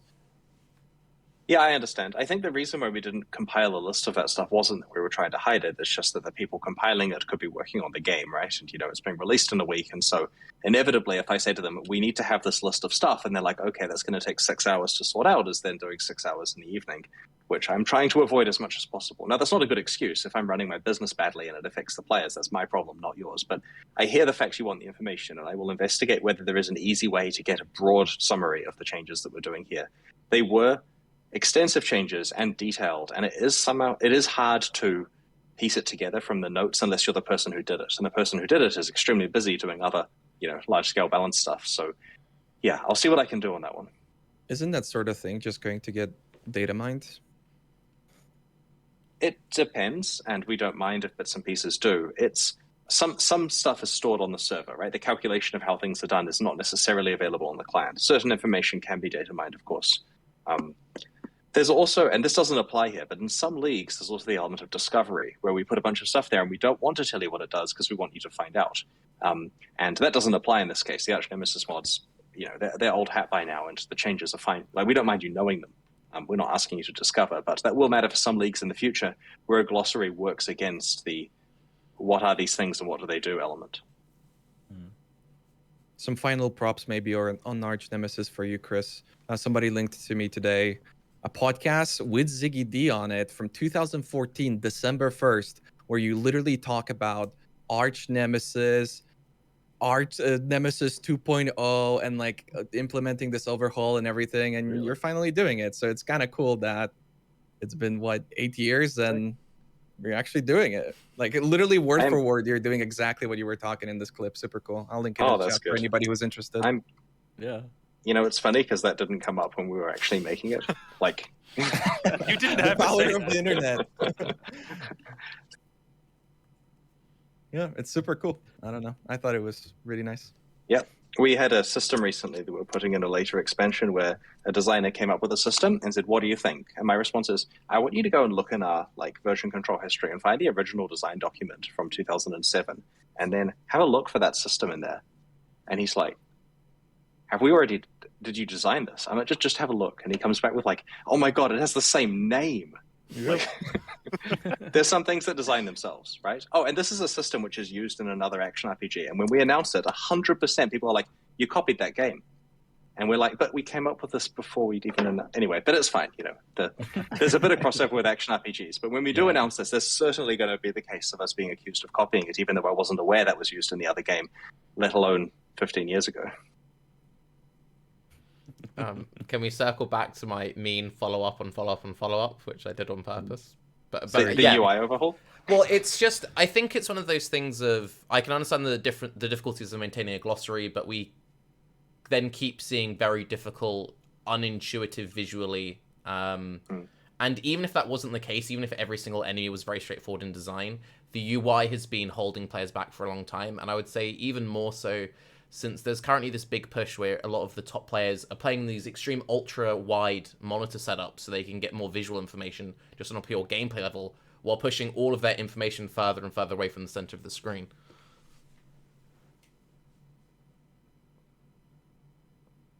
Sorry, I just dropped out for a bit. Could you repeat that? Yeah, sorry. From ultra-wide monitor, everything went static in like a robot. No, that's okay. So basically what I was saying was...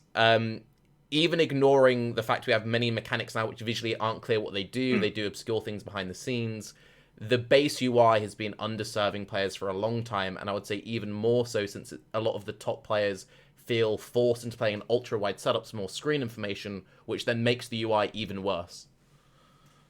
I think that the most constructive way of looking at the UI stuff is for us to treat it rather than a UI overhaul, which is a big project and has infinite scope and takes 2 years and stuff. But to look at it in terms of what QOL would be helpful here bit by bit, right? Like if players can suggest, I would like the buffs to be displayed like this, and I would like the buffs actually to be possible to put over here, or I would like the debuffs to be displayed in this way, or there should be a thing near your character that shows this, or the only way that I can get this information currently is to buy this microtransaction that shows it more clearly. We should have a default UI way of seeing it, or basically individual suggestions, preferably with mockups if they're interested. Those are very actionable, right? Like I can easily assess by looking at this kind of suggestion. That is an improvement to the game. Let's get it in. And you'll notice in this league, we did have a bunch of UI QOL stuff. Bex is teasing it out via the community team, over the next week and so on. And I love putting that in the expansions where possible. So rather than treating it as a big UI overhaul, let's just try to get in as many improvements as we can, and we welcome suggestions on that stuff that make things better for people. I was told by someone on my Discord that there is actually a mock-up already on some of these things, which is essentially just console, because they have a lot of improvements that could just be thrown over to the PC. I think there's like a number of charges on flasks and some other small things. I'm not too familiar with it. No, absolutely. Yeah. That was my impression. First time I played on console, I was like, it's kind of embarrassing that this UI is so much better than what we currently have on our version of the game. Like the mana bar and everything. Like, it's just so much smoother being in the middle of the screen. Yeah, I understand. Well, let's look into this, but I need more specific information about exactly what problems people are facing with the UI, right? Because if I sit the team down and say, guys, we're fixing the UI for Path of Exile, whatever they come up with may not exactly align with the types of problems you're looking with here, right? Like if we're talking about buffs and debuffs and clarity and, things related to what mods are doing to you, whether they're draining your flasks and so on, those are the areas we need to be told specifically. The communication of this is something that is difficult to track in combat. So, yeah. I mean, I can summarize my feedback. Generally, human beings look like this way, but PoE, you have to have your eyes pointing like this direction. So that's kind of like the overall summary of that, I think, for me. If the issue is not like clear and coherent feedback or a lack of feedback as a whole, what's the like best way to provide that feedback then? Like, this is somewhere where like communication on going through a league could be helpful through like a post midway through a league saying, hey, we're looking at doing QOL changes for the UI. Do you guys have suggestions? That sort of thing. Well, I'll officially announce here. We obviously want to make some QOL improvements in the future, and why not have some in 3.19, right? And so we'd love suggestions on that. It's always good. In fact, the way we do our QOL stuff is I said to the community team, please look at the recent posts on the forum and on Reddit and stuff that people have emailed to customer support for requests for the stuff, preferably ones with mockups, because then we can easily assess them, and give me the big list. And we took the big list and went through and said, well, that's easy, that's easy, that's easy. This is hard, but yeah, we can do it. Now, this is too hard, we'll do it later. And went through and just did a bunch of them. The list started like 30 things, 18 were easy to approve, we got 12, that kind of situation. So I would love to get QOL suggestions. Now, in terms of where to post them, the forums are great, include screenshots if you can. Reddit posts are good, especially because people can upvote them, and if it gets downvoted to 0, then we know people don't want it. And we will see these, like we have... Wait, is that can't be the way that you judge these things? Come on, Chris. Okay. Excuse me? It helps if it has community support for it. I'm just saying, if something's fully down... I mean, for the record, this Bex also podcast didn't have that. community support using that metric. What if like a streamer looks at it and he goes, "This is stupid," and now everybody downvotes it, even though it's a good idea? That's not good. I understand. We will probably still see the thread, right? Especially if you put QOL in the title, and we'll look at the comments. It just sucks if the downvoting means that no one actually sees it, so we can't get feedback. But we can assess stuff ourselves, of course. Having said that, something being upvoted at the top certainly shows that people are willing to spend their time clicking that button, so there has to be something to that, right? For sure. Sometimes, not always. One thing I think which would be good to look at. So a big feature of the new World of Warcraft expansion is going back and updating their UI. So if you have any communication that might be interesting, or just observing how they go about it, because I think one thing about Path of Exile, and I think ARPGs generally, even some of the new modern indie ones, is the UI elements feel very much dated and like the classic RPGs, and it feels like there hasn't been much modernization. So whatever happens, I do just think having something which feels more modern, especially with Path of Exile 2 in mind, will be a very big thing, because as much as players like ourselves are really excited for a new campaign, a updated UI is probably going to be more meaningful to most players ultimately in the end game than a fancy campaign will be. Yep, I understand. It's worth setting some expectations that changing UI stuff can actually be very time-consuming, right? Like, it has to work across a lot of different screen resolutions. We have to not only update it for console, but now that controllers are used on the PC version, we need the controller support to be available immediately. There's also versions where, like, we support versions in other territories that have subtly different things going on, like in, China and Taiwan and so on. So basically, don't expect UI stuff super, super soon, and please don't interpret this as 3.19 has to contain a lot of UI changes. We'll look at the QOL list, we'll probably get some in, if the 319 League or endgame stuff or whatever has tons of UI, that will constrain the amount of UI stuff. I have 2 UI programmers working at the moment on this stuff, and they may both be very busy with existing stuff that we need. But yeah, I would love to improve it, and I'm not philosophically opposed to having UI be an improvement in the future.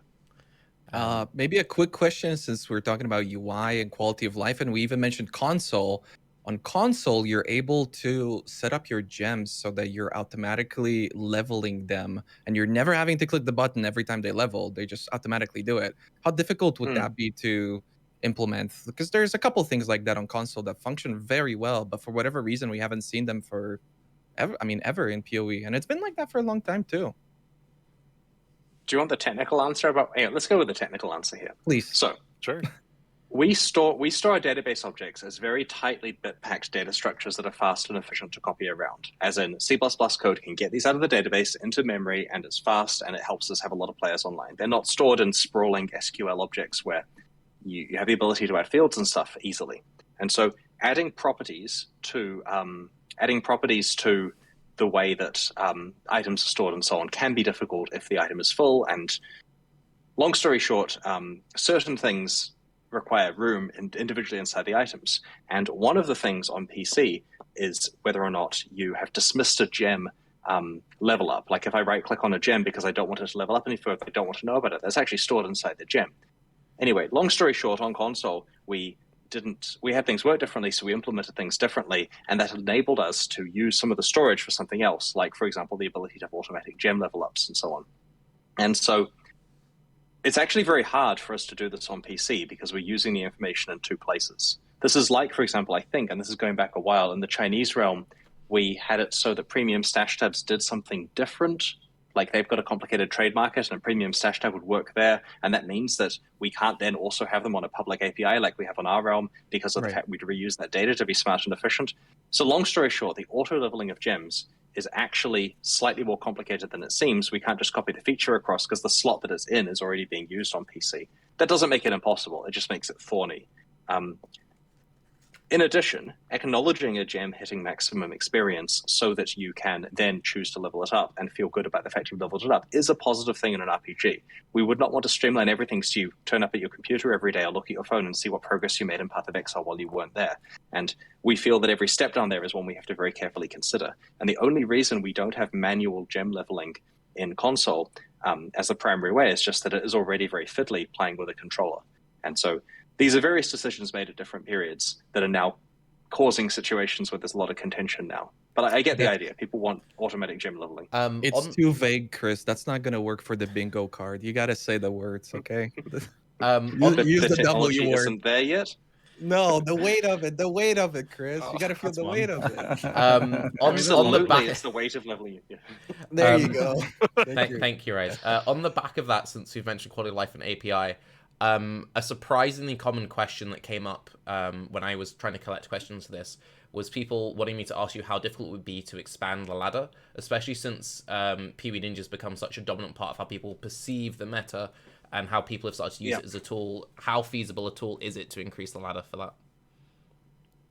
Increasing the ladder is actually a little bit tricky because, one sec. Okay. Increasing the ladder is a bit tricky. The way we're storing it is efficient, but it means that there are limits to that. And we can potentially increase it. Like, it's not impossible to, it just requires some server time of the admins going and, working out how much we can increase it by. And this applies to things like let's say you got your friends list or your ignore list, right? So everyone says, I'd like more friends, I'd like larger guilds. And we could increase the number. We could take the guild size and we could bump it up by 20 people. Probably everything would be fine. The problem is the point where it's not fine, we'll find out because we have a launch and everyone logs in and things go very badly wrong. And the same is true for things like the ladder. What we would do is we'd increase the ladder, and I bet today, when there aren't that many people playing PoE because the launch is on the weekend, the ladders would work okay. It's just a problem where suddenly the ladder is slow, and that slows down the ability for people to, save their characters or log in or something, and then everything goes catastrophically wrong. So, long story short, it's one of those dangerous changes. I know that people want to increase it. We may be able to re-architect the ladder a bit in order to achieve that. It may not be as hard as I'm saying, but last time I checked, it was certainly not a matter of just changing a number. For context, I was like, I wonder how many level 100s there are that people can still have the ladder be something useful. So I checked archnemesis League. There are 750 pages, so the maximum amount of level 100 characters. Yeah. 15,000. Like, it's practically a non-feature at this point in the league, unfortunately. Since it can be very Yeah, useful, it and is. I mean, it provides so much information to third websites. Well, an interesting point of discussion is this concept of getting to level 100. Because, and this isn't me announcing changes to experience, right? Obviously, that would upset people. But, see, here's the thing, right? I feel, personally, that in an ideal world, you should be able to get to, like, say, level 90-something with a fair amount of effort, and the levels after that are a show of just how much time you've put in, just how much work, right? So getting to 92 causes someone to go, nice, 92. 93 is like, ooh, you've put, you know what I mean? It just carries up. I'm not going to find superlative explanations all the way. But if you see a level 97 person running around, you're like, how did he get that much time? I don't understand. How did he get to 97? 98's unheard of. 99's impossible. 100 is a god. That kind of situation. Which we briefly achieved right at the beginning of PoE, where the first person hitting level 100 was a very big deal. And obviously, as you know, things gradually creep over time, now getting to 100 is just kind of finishing your character, and lots of people do it. Now, if we said, hey guys, it's hard to level now, we just cut the experience, that's disrespecting player time, and there would be a riot, and things would not go well. So, step one, fix it in hard mode. Done. Okay, already done. It's hard to get to level 100 in hard mode. The people who play hard mode will be happy with that. The people who don't play hard mode will complain for a while but not play it, so that's fine. The problem is the base game. What do people want here? Because I feel the fact you can get to 100 too easily and there's no measurement of character progress above that is a negative thing. But the only way we have to fix that is either add more levels on the top, which seems weird, or nerf experience, which feels like it's literally handing pitchforks to people. So what do you guys think? I mean, I think some of the work you've been doing on expanding the endgame and the Uba bosses that you're adding this coming league, and you know, even just the massive amount of options for itemization that can cause perfecting, I don't know, a chess piece to take 400 hours worth of effort, has made it so that there's a lot of other metrics. I can see the value in something like level 100 being a very public metric, where you go into town and you hover over somebody's name, or you're in a party with someone and you can see, oh, that guy's level 98 or that guy's level 100. And that's not, you don't really get that, like, with having killed Uber Elder. You don't get a public facing little badge that you completed the task. But I do think there's a lot of challenges at the very pinnacle of Path of Exile now that are quite an accomplishment to overcome. Also having more, like, Scourge, for example, that's what I thought that was originally going to be when it had that passive system associated with it, is having more long-term, like, league account-wide goals, where in that league, if that was something which you would do over a series of months, you could be, staying on level 100 character, you wouldn't feel bad, rather than like, oh, I'm wasting my time, I should be playing something different. The challenges in Sentinel are significantly harder than normal, as we've explained, so that helps a bit there. Like, we took the hardest of it and then stretched that out so that there's masses and masses of hard ones, which I think we're actually posting today or something, very soon. Oh, nice. So you'll get an idea for those. But that is one thing. But in terms of actual character level, right now 100 just means you played a bunch, you know, but not a whole lot. Like, how quickly are people getting to 100 in modern leagues? It's certainly not the 2 months that I feel it should take, you know. It's measured in days, right? Mm-hmm. Yeah. Like, I mean, in software like trade, it's 2, 3 yeah. days. Yeah. It depends on the league. I think there's a lot you can do, because like you talked about it earlier as well, when it comes to, well, the further up in progression you go, there's diminishing returns, right? Once you hit 100, you've basically hit peak level of diminishing returns, meaning that you might not get power anymore. Now you just get prestige. So you could have like prestige point. Okay, I hit level 100 twice. Maybe it does nothing other than increase my character size by 1% every time I do it, right? Something like that. Yeah. Or a title for killing like each individual like Uber boss, or like, you know, or whatever that metric could be. You can always add something that players can get. Yeah, some kind of other trophy. Yes. Yeah, we've considered things like title systems, where you basically unlock titles within a league of things you've done, maybe even being the first to do stuff and so on. And I mean, I remember could be a system. A very long time ago we had you on here. It was either around Delve launch or after the Delve launch, but we talked about the idea of when a rare item is achieved, it says the item that the person who got the item, and you said, oh, that seemed like a really cool idea of having a meaning, so that especially in like hardcore trade or even softcore trade at start of league, you have someone like, oh wow, Grimro was the first person to get this item, and like, oh, I want to buy that one. And with these new Uber bosses and these insane chase items, that seems like it'd be a really cool metric just to add that little extra bit of prestige, because you then have people who are like, I want to have my full, like, I got my headhunter with my account name on it, and I got this helmet off that boss with my name on it, people getting their own full sets. Like the silly things you see with people who wanted, like, full shape influence gear just because it looks pretty. Like, people clearly care about that. Yeah, and absolutely, these games are great for the kind of the prestige thing, where there is so much you can do to perfect your items in the end game, which is good. What I'm hearing here is don't do any heavy-handed stuff with experience, because no one's suggesting that as an option, which is fair enough. I kind of knew that would be a problem, so we've got that earmarked for hard mode, of course, so that it's hard to get to level 100. But also, base game probably is unmolested. Just briefly, in case I confuse you, because apparently I confused chat. At no point did I say they should do NFTs. I think NFTs are absolutely trash. You can have cool prestige systems without NFTs, just in case we confuse. It's corrupted system. Yeah. I was going to jokingly do an NFT thing as an April Fool's joke this year before it was pointed out to me that there would literally be a riot, because it's so not reading the room to even think that joke would be funny. So yeah, completely agree. I don't know if you remember. NFTs kill a conversation. Yeah, I made a it was very early into the NFT thing, and I made a tweet like, I really hope GG never does NFTs. And then Beck said, I spoke to Chris, and Chris says, fuck NFTs. And everyone was like, oh yeah, cool, go Chris. So if you then did the April Fools, that would have been a big like been really funny. Oh, I have a good rant here. So there's this amazing thing where a lot of companies want to use NFTs to have this play to earn thing, where they've got a game or a platform where as you play the game, you get currency or whatever it is. It's an NFT. You can trade it for real money. Just imagine you can earn money playing Path of Exile or whatever it is, right? And that's on the blockchain, which is amazing, because blockchain. The thing is, I feel that what they've done here is they've taken this concept of people can earn real money for playing the game, which magically comes out of nowhere because of blockchain, and then they're giving it to you on a ledger, which is, I'm not going to say designed for criminals, that's an accident, but very appropriate for criminals, as in you can't undo stuff on the blockchain because it's a distributed consensus thing. And so with Path of Exile, people try to cheat. They run bots. They try to find exploits. And when they do, we take their stuff away. We ban the account, and their items go away, the spoils of their exploits. And if we put it on a blockchain instead, then we can't. In fact, the people that benefit are those that cheat. And so you get the situation where if you've got a game that's giving people stuff on the blockchain, the second they find a dupe, like right now, if someone were to find a dupe in Path of Exile, which is rare, right? People get close like once a year, and we shut that down, and we have sirens physically that go, oh, that's a lie. But I wish we had sirens if we detected duped items, but it's very rare for anything bad to happen. But when it happens, we clean it up completely, and as fast as possible, and ideally silently, and it doesn't affect the economy. But if the stuff's going on a blockchain, you then have the issue where you kind of can't. Like that guy who just duped it has completely ruined the game in one day, because now he has all the things and no one else has them, and you can't get rid of them.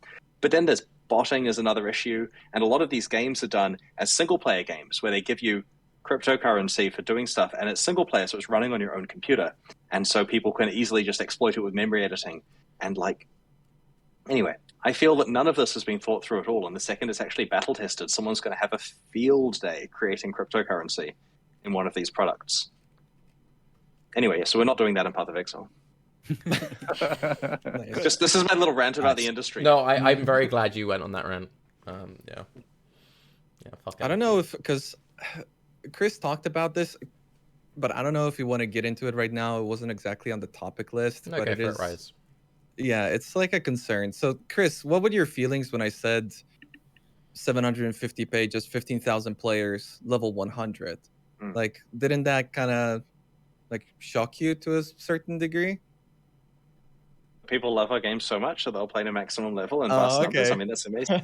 No, I feel that level 100 should just be a handful of people that have put the time in over the course, so they should be just hitting it towards the end of the league. But that's also something that, to use the phrase again, you can't put the genie back in the bottle, right? Like right now, if we took away people's ability to get to 100 quickly, they would be seen as wasting their time. So yes, it does disappoint me slightly that that's the extent to which that we give out experience freely these days. But what are you getting at there? So what makes you bring it up again? And what reaction do you want? I don't necessarily want a reaction, but it's more like a philosophical thing. So basically, since we've already mentioned it, with hard mode, it is a little bit concerning that you're so open about the fact that something like that for you personally is a concern. And you did mention hard mode, which is supposed to be in your head this true idea of Path of Exile. So to many people, they can interpret it as the current Path of Exile isn't what you personally see as something that you would like to play yourself, or maybe that it hasn't turned out exactly the way that you wanted it to be. I have two concerns with Path of Exile that cannot be addressed in Path of Exile without upsetting millions of players. The first is the experience thing, that you can hit maximum level too easily. And the second thing is you can hit maximum items too easily. The Path of Exile that we have at the moment, in a number of days, you can get, and the end game is bottlenecked by items. You can't do high, very difficult content until you have the damage to do it. There's very little need to be like, I'm stuck at some tier of maps until I'm capable of doing the next tier from a grinding point of view, because you acquire items so quickly. The game spews forth thousands of rares in your face. You can acquire endgame uniques within days. This is a very fast process. And that's fine. That's what Path of Exile is, right? We're not going to step in there and say, wouldn't it be more fun if there were more steps in this process, and to go and change it for everyone?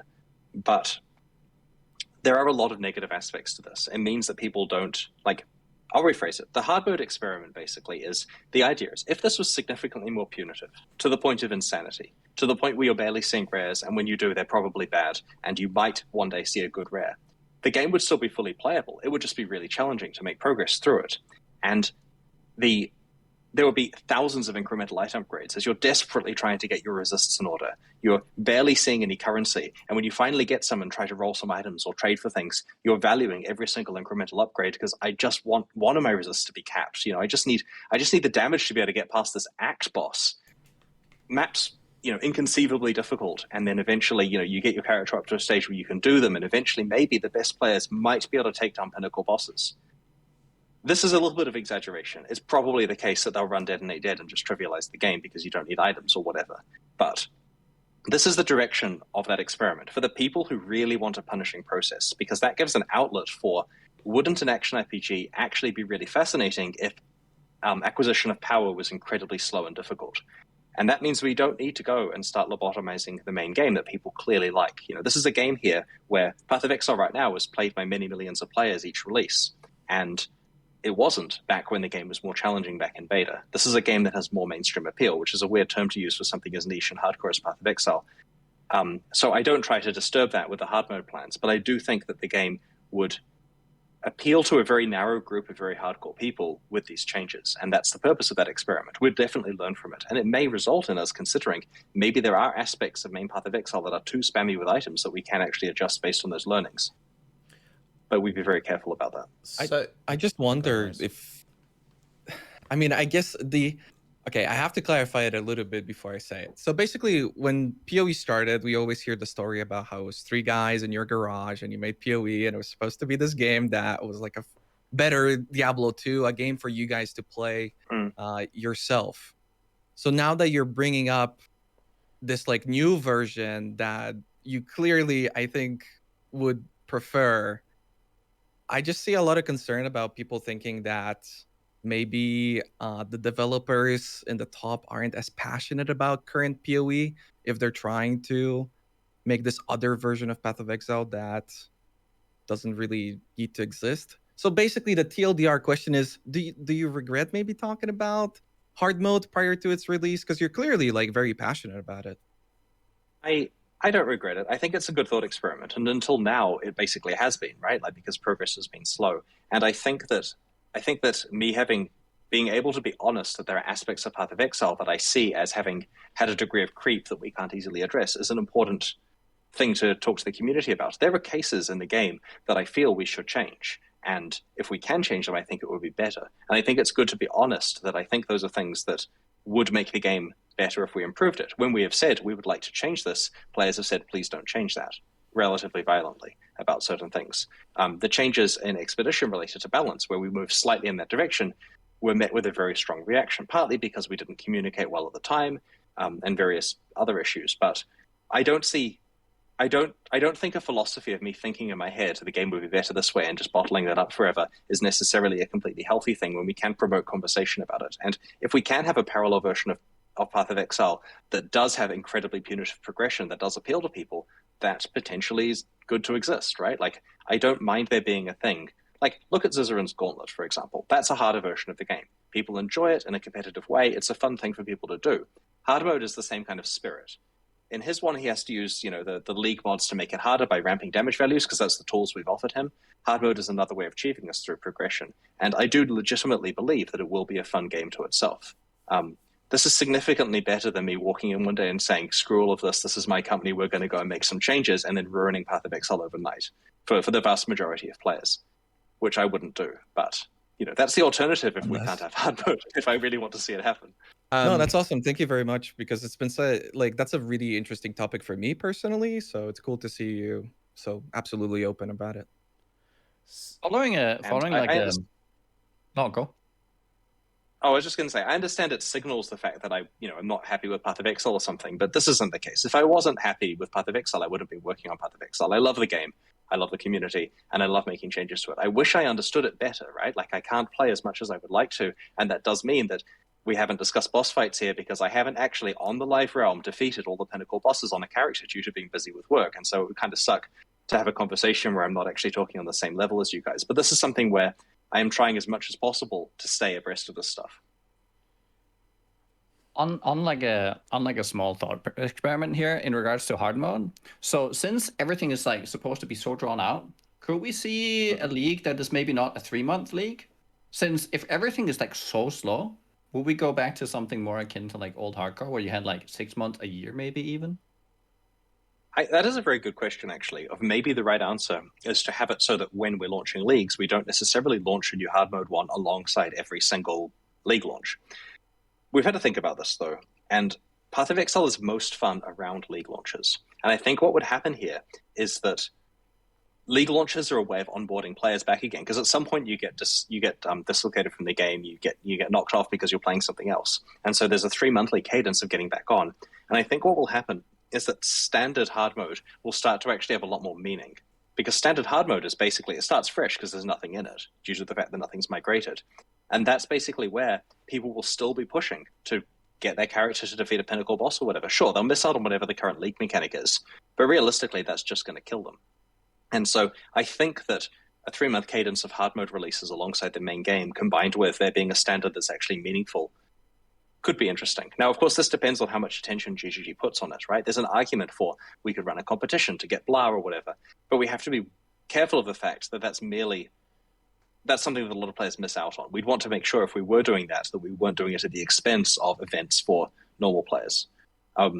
Which brings up the question of our league boss kill events that we're running take place in Hardcore Solo Self-Found that's already rather exclusionary. And players seem to tolerate that relatively well because it's something they can watch on Twitch and, and root for the person who they think is going to be most likely to be Lighty. Nice. Since we've been talking about hard mode, one of the things that I had in the topic list, and briefly, so when I announced this, the main things people were like asking about UI, asking about loot, and then ultimatum pause, which we'll come around to later. So loot 2.0 was something that was being talked about quite a lot. ExileCon, it seemed like it was something that was coming years ago at this point.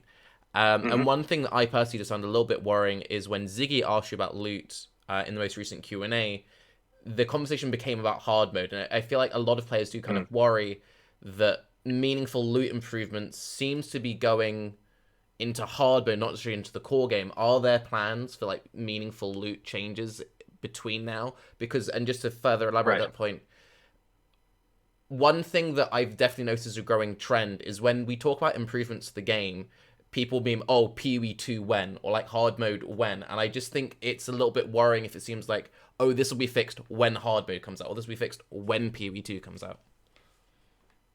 So there's a lot of topics to discuss with the loot stuff, and they range from the concept of, I do not want to look at a ground item because there is no way that it can be better than something that I could craft or find from another source. That's a concern, right? And that's something that is broken about the game. And the second topic is, there really are a lot of items on the ground, like just drifts of white items. You filter them all away, but this has an effect on the server. It has all sorts of effects, right, for there to be items. There are people who aren't running item filters, like players who are new, who are knee-deep in items. And even with, if you're filtering away white items, there are still a lot of other items. And so there are a few axes here. Now, obviously, the reason why I mention hard mode is because that's a mode where it's acceptable for us to attack this by actually lobotomizing the item system and having it so that we're very, very frugal with giving items to the player. That's cool in hard mode, obviously, but it's not a solution to the main game. Now, our plan we talked about at ExileCon, the intention there was we wanted to drop, one second, checking a message. We wanted to drop significantly fewer rare items and make sure that they were better. Like, our plan was that we, instead of dropping 20 rare items, we drop one, but it's as good as 20 rare items. This was a plan we had because A, the items are better, which solves the ground item issue, and B, there's far fewer things dropping. Like, at face value, it addresses both of those things. And the more we look at this, though, the more we realize that is actually not a direction that's good to take the game in. And that curating, like, an issue at the moment is that the player is probably getting the problem is being created because of the player having access to too many good items. Now, that doesn't mean that we're going to reduce that, a la hard mode in the main game, but it means we should be very careful before just spamming even better rare items in the player's face. And so we've taken a step back from that approach, and we're still assessing what we're going to do here.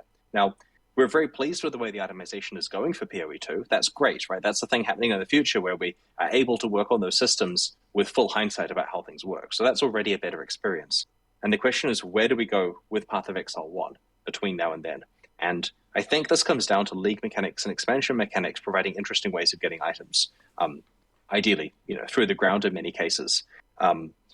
I don't have any specifics to talk about with unannounced content there. Like, I don't want to say, actually, 3.19 tries to solve this by doing various things, because, of course, that takes the wind out of that announcement. But it is something we care about. Like, I do see quite a big chunk of Path of Exile's itemization to be in a poor state at the moment because of this.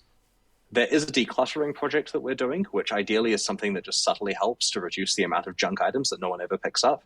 It's interesting, I referred to that in the chat with Ziggy last week, and no one mentioned it as far as I can tell after that point. But that was a ninja patch that we did at one point without any documentation to try to test out decluttering, which has been effective because it has worked in the direction of decluttering without causing any particular alarm. But basically the intention there is to cull items that are very unlikely to be picked up heuristically. Like, basically white items that are duplicates of ones that you have plenty of access to. Some of those are culled at the point they hit the ground, which helps reduce the amount of server load and various other things. It doesn't affect map drops, currency, all that kind of stuff. You want to know what people did talk about it afterwards because you said no one noticed this. Everyone said, Yes. I noticed. Everyone I noticed. definitely Okay, noticed. I'm glad they did. Yeah. I'm glad Good job, everyone guys. Yeah, I managed to miss that conversation. Yeah, but I don't have a good answer to you in terms of the fact, like, here is the exact step we're doing to make ground items good. It's a difficult topic because itemization is like the most important thing for Path of Exile, so we want to do it correctly. And we can do it correctly. Like, we've got PoE2 trying to do it better. We've got hard mode, in my opinion, solving the issue with a massive over solution, which is, a separate thing. And in the core game, we're attacking the clutter thing. But I don't expect that we're going to do the plan of taking 20 items and condensing them to one in terms of expected value. There are numerous problems with that we've identified since then. So this is from my point of view. I'm sure there'll be a lot of people disagree with me. As someone who plays for about 3 to 6 week a league for the last couple of years, depending in a softcore SF environment. So similar to your average person doesn't trade much, like maybe buying like a set in Unique if they play Trade League. For me, I often feel like there's kind of a bit of a hole in the mid-game gearing in Path of Exile. I thought the recent influence with the Eldritch was great for that because it was a way that a lot of players could meaningfully improve with the items in the mid-game.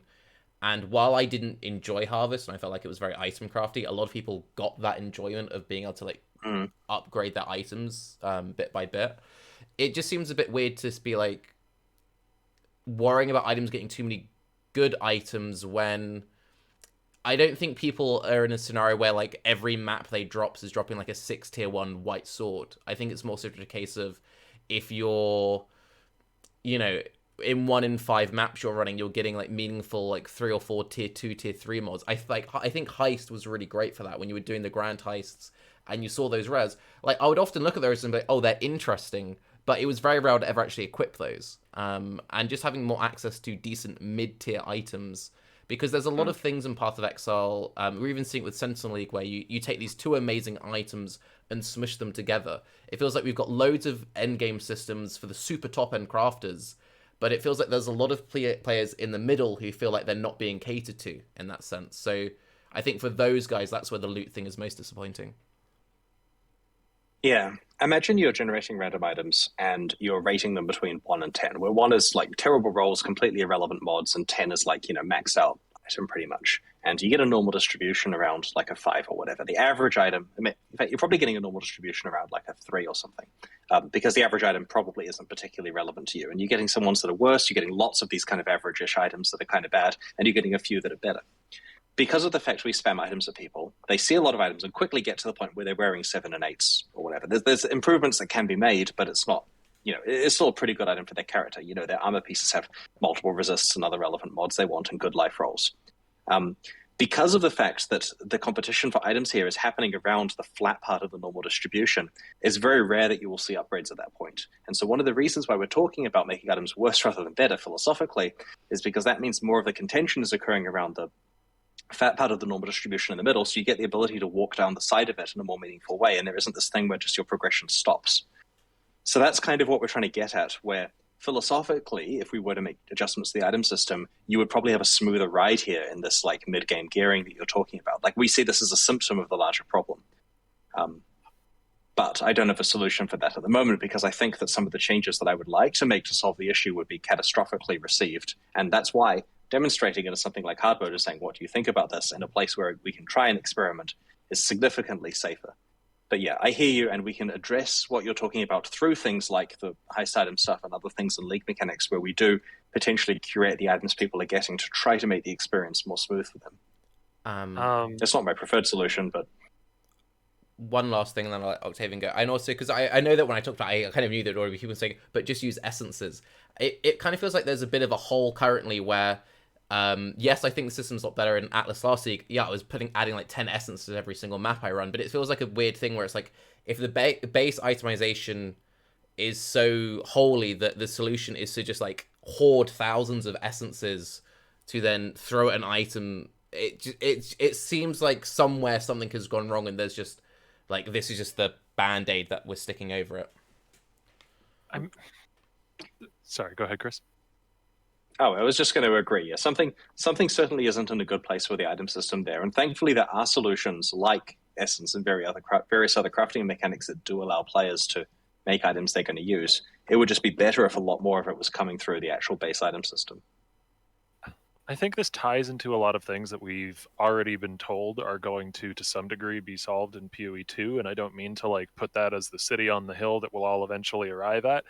But like, a lot of the issues that I find with making mid-tier upgrades, and why I don't bother until I've gotten a base and I can just make a really good item for that slot instead, is the friction of having to get a 6-link, or having to get the right colors, or having to solve re-anointing an amulet, or things that have to do with like the base attributes of the item more than having to do with the affixes on that item. And that that locks me into a particular gear slot. Things like harvest res swaps, I think, were an excellent tool for that, because now you just need like a elemental res on your gear, and it can be lightning or fire, and so you can swap it around and have a lot more flexibility there. So it's as much about, because like, you can't really compare two pieces of gear completely directly if there's other sunk cost in a piece of gear you're already wearing. To piggyback off that, I understand. Sorry, I think it's the fact that, for me anyway, I don't know if other people feel the same, I feel like often there's no point trying to craft until I have the eye level 86. That might be a self-imposed thing, but it's like, there's this weird thing where if you get stuck in like, I don't know, tier 14s or tier 15s, whatever is your build, and you have all these tools available, you're like, well, I don't want to use these until I have the eye level 86 to start, because it's just a waste. And I think when you then have players who feel like they have to trade to get that first step, well, they may as well just buy the item to begin with. And at the end of the day, it's not like you end up with an item that has tier 1 modifiers anyway. You probably settle on something below that anyway. So it's like pointless to wait, really.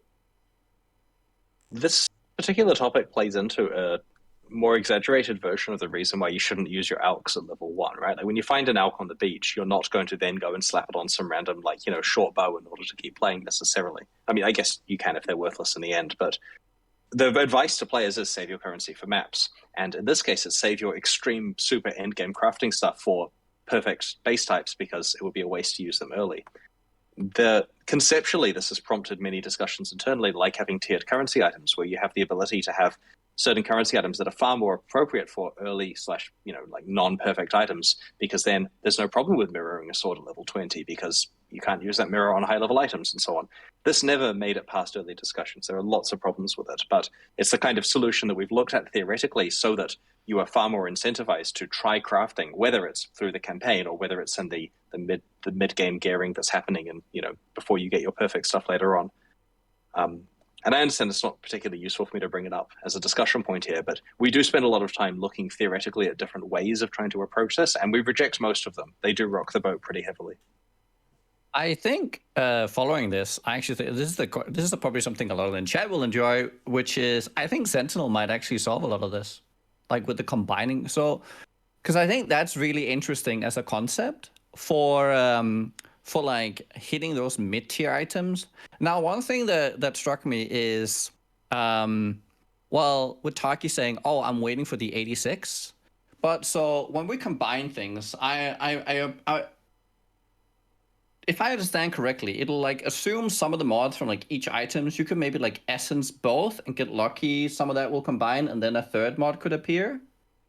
And say that third mod maybe, as long as you don't tie that at 86, I think you're gonna see a lot more people like experimenting with items that are like maybe more of a mid range to like hit that jackpot on the Sentinel.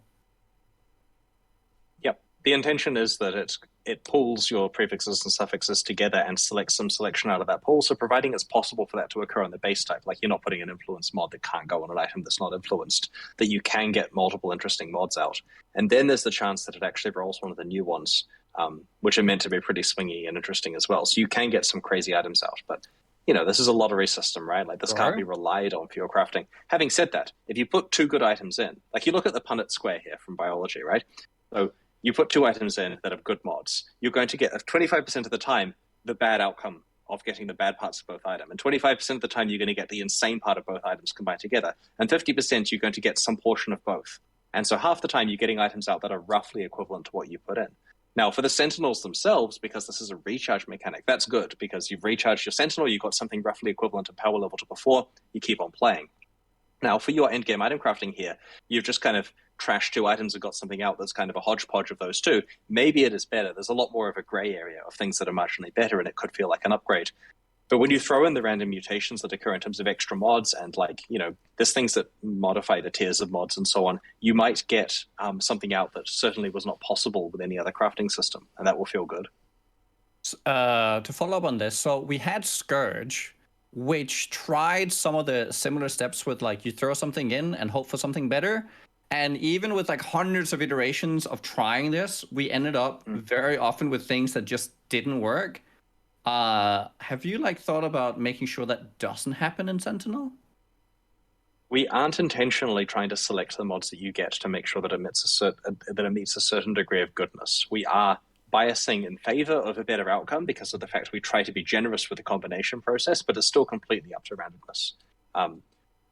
It's on our playtesting so far, it's been okay. Like you certainly brick your items a lot of the time, right? Like I'm not promising you get good stuff out all the time, but there's been enough interesting items that have caused comment internally that I don't think people are going to be disappointed with the results of their recombination stuff. So one thing that maybe I didn't express too clearly when I was talking previously about the crafting hole, I think one of the biggest issues that Path of Exile has, and this kind of goes earlier with what we were saying in the glossary, is there are currently tools that exist to get the items you need.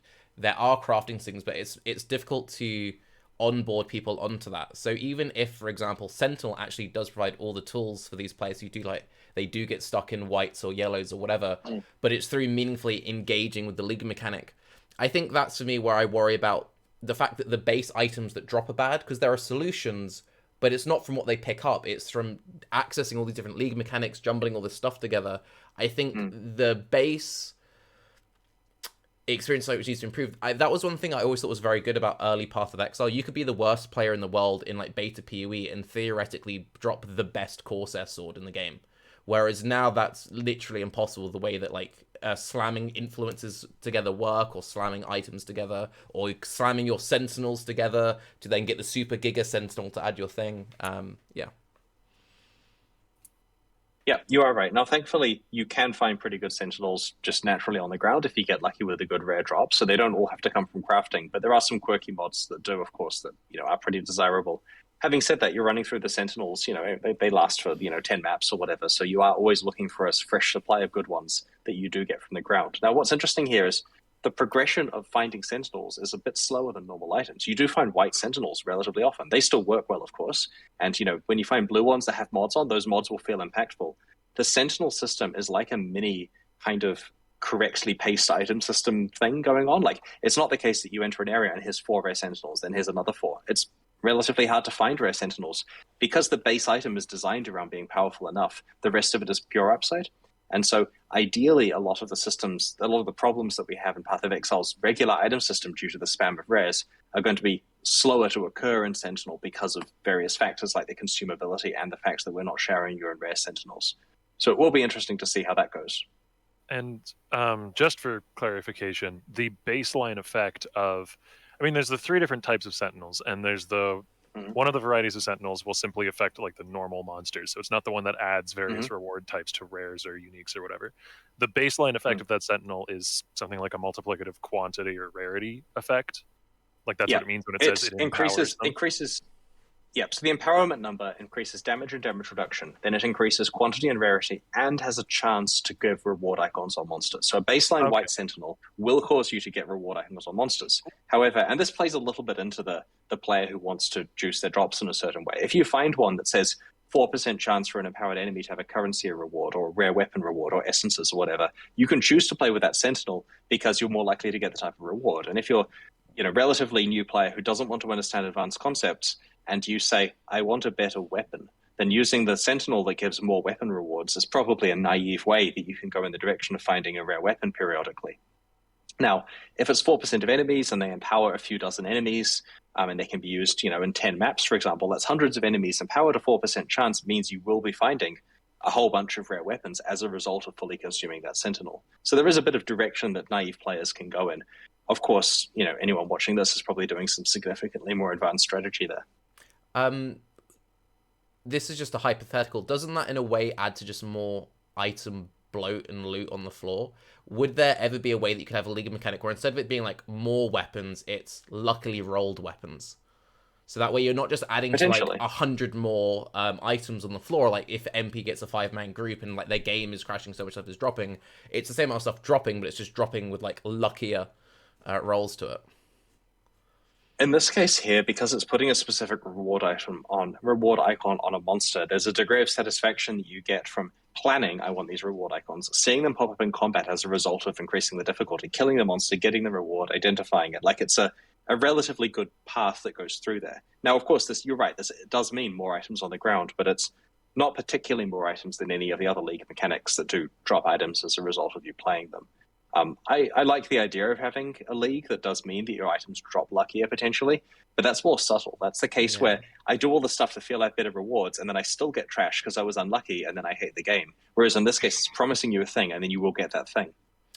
Well, it's also tricky too, because even if you're kind of like still having to pick up those items and ID them anyway, so you're kind of spending the same amount of time. But could we have a clarification on how many sentinels do we actually drop in a map if we were just like Alkan going? Because you said a couple, but I think at least we don't really have any. You're not meant to run out of sentinels, right? You will always have options available. It's rare for good players to have to fall down to using white sentinels because they've run out of their higher ones, but I'm expecting, and this depends a little bit on our fine-tuning this week, like we're currently changing this every day based on alpha feedback in our simulations, but advanced players will be able to use rare sentinels quite a lot of the time, or maybe they'll choose to use a magic one that's got some god mods on it that they really want. And a lot of the time, rare sentinels are being made through the process of combining 2 magics, because the way it works is if the number of mods is 3 or higher, it becomes rare. So if you put 2 magic sentinels in with 2 mods each, there's a pretty good chance you will be able to merge them together to get something with more than 2 mods. And so you get the ability to kind of spread out into using rares. You still find them, of course, as you're playing, but it's not the case that you're sitting there desperate for sentinels. Then, of course, as soon as you throw trade into this for players who want to, you kind of have an unlimited supply of whatever sentinels are in the economy that you want to trade for. Though, personally, in my gameplay at least, haven't found it particularly necessary to waste time trading for them. I'd rather just keep playing and get more items as a result of, playing. I think. Can you combine 2 of the white ones and have them combine up into magic? Is that like the idea here? Is that we can like combine from normal sentinels into magic into rare, or is that only with like in order for currency? Yeah, you can definitely combine from normal into magic if you get a mod roll on it, and it can be an impactful mod, of course. What I'm mostly worried about is our QA team keep coming up with fascinating ways of doing combines that involve wacky stuff. Like if I take this thing and combine it with white, then such and such happens that I won't describe on the podcast because it's abusive. And we keep having to like work out, well, we don't want to stop that behavior, but it does sound awfully easy here, you know? And so we're certainly worried about interesting side effects that can happen as a result of this. Oh, yeah. So like splitting off really good mods or something. Yeah. There's some interesting stuff that's possible here, yeah.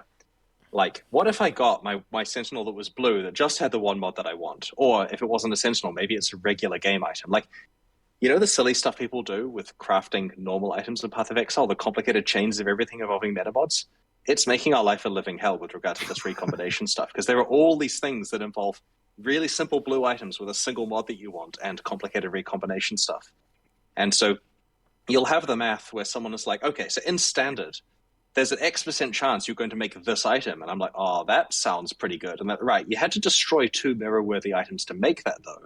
You know, so there's going to be some high-stakes gambling with this stuff. So with that in mind, one of the potential concerns I've seen about Sentinels, people worrying that there is a lot of busy work going on, or a lot of moving layers. But even just on this level, it seems a lot more complex than you necessarily seem, because you've got to pick up the Sentinels, work out which one you're rolling. You've got 3 different ones which do different things, activate them. You're then combining them. We have this passive tree, which is slightly different because you have to manage like filaments. Yeah. I think this is people overthinking it. The league was designed to be one of the most straightforward play and kill monsters leagues. Like it's so I'm going to try to sell it to you as a simple thing, right?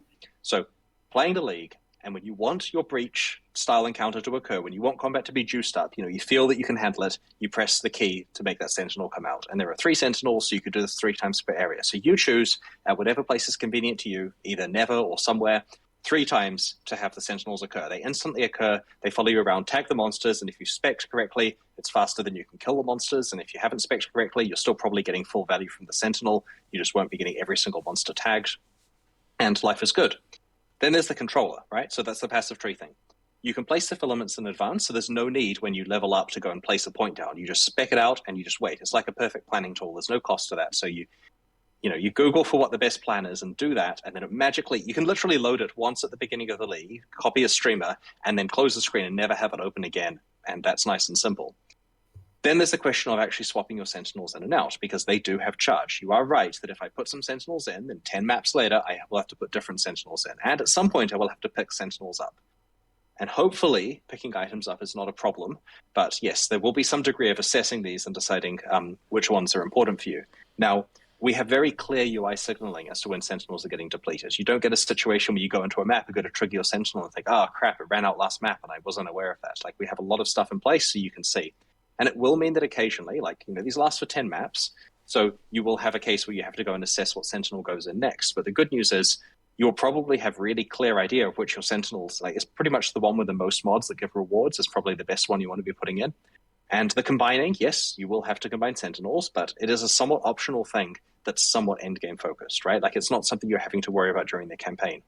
And in terms of busy work, we feel it's significantly less than most other leagues, right? Like, it's, you know, you're not having to build a complicated temple. You're not having to try to track down individual Pokemon that you haven't captured yet. It's pretty much a matter of, I look in my Sentinel locker and I've got my depleted Sentinels ready for when I find a combining power core. And I've got my Sentinels that have good mods on them where I slap one of those in and keep playing.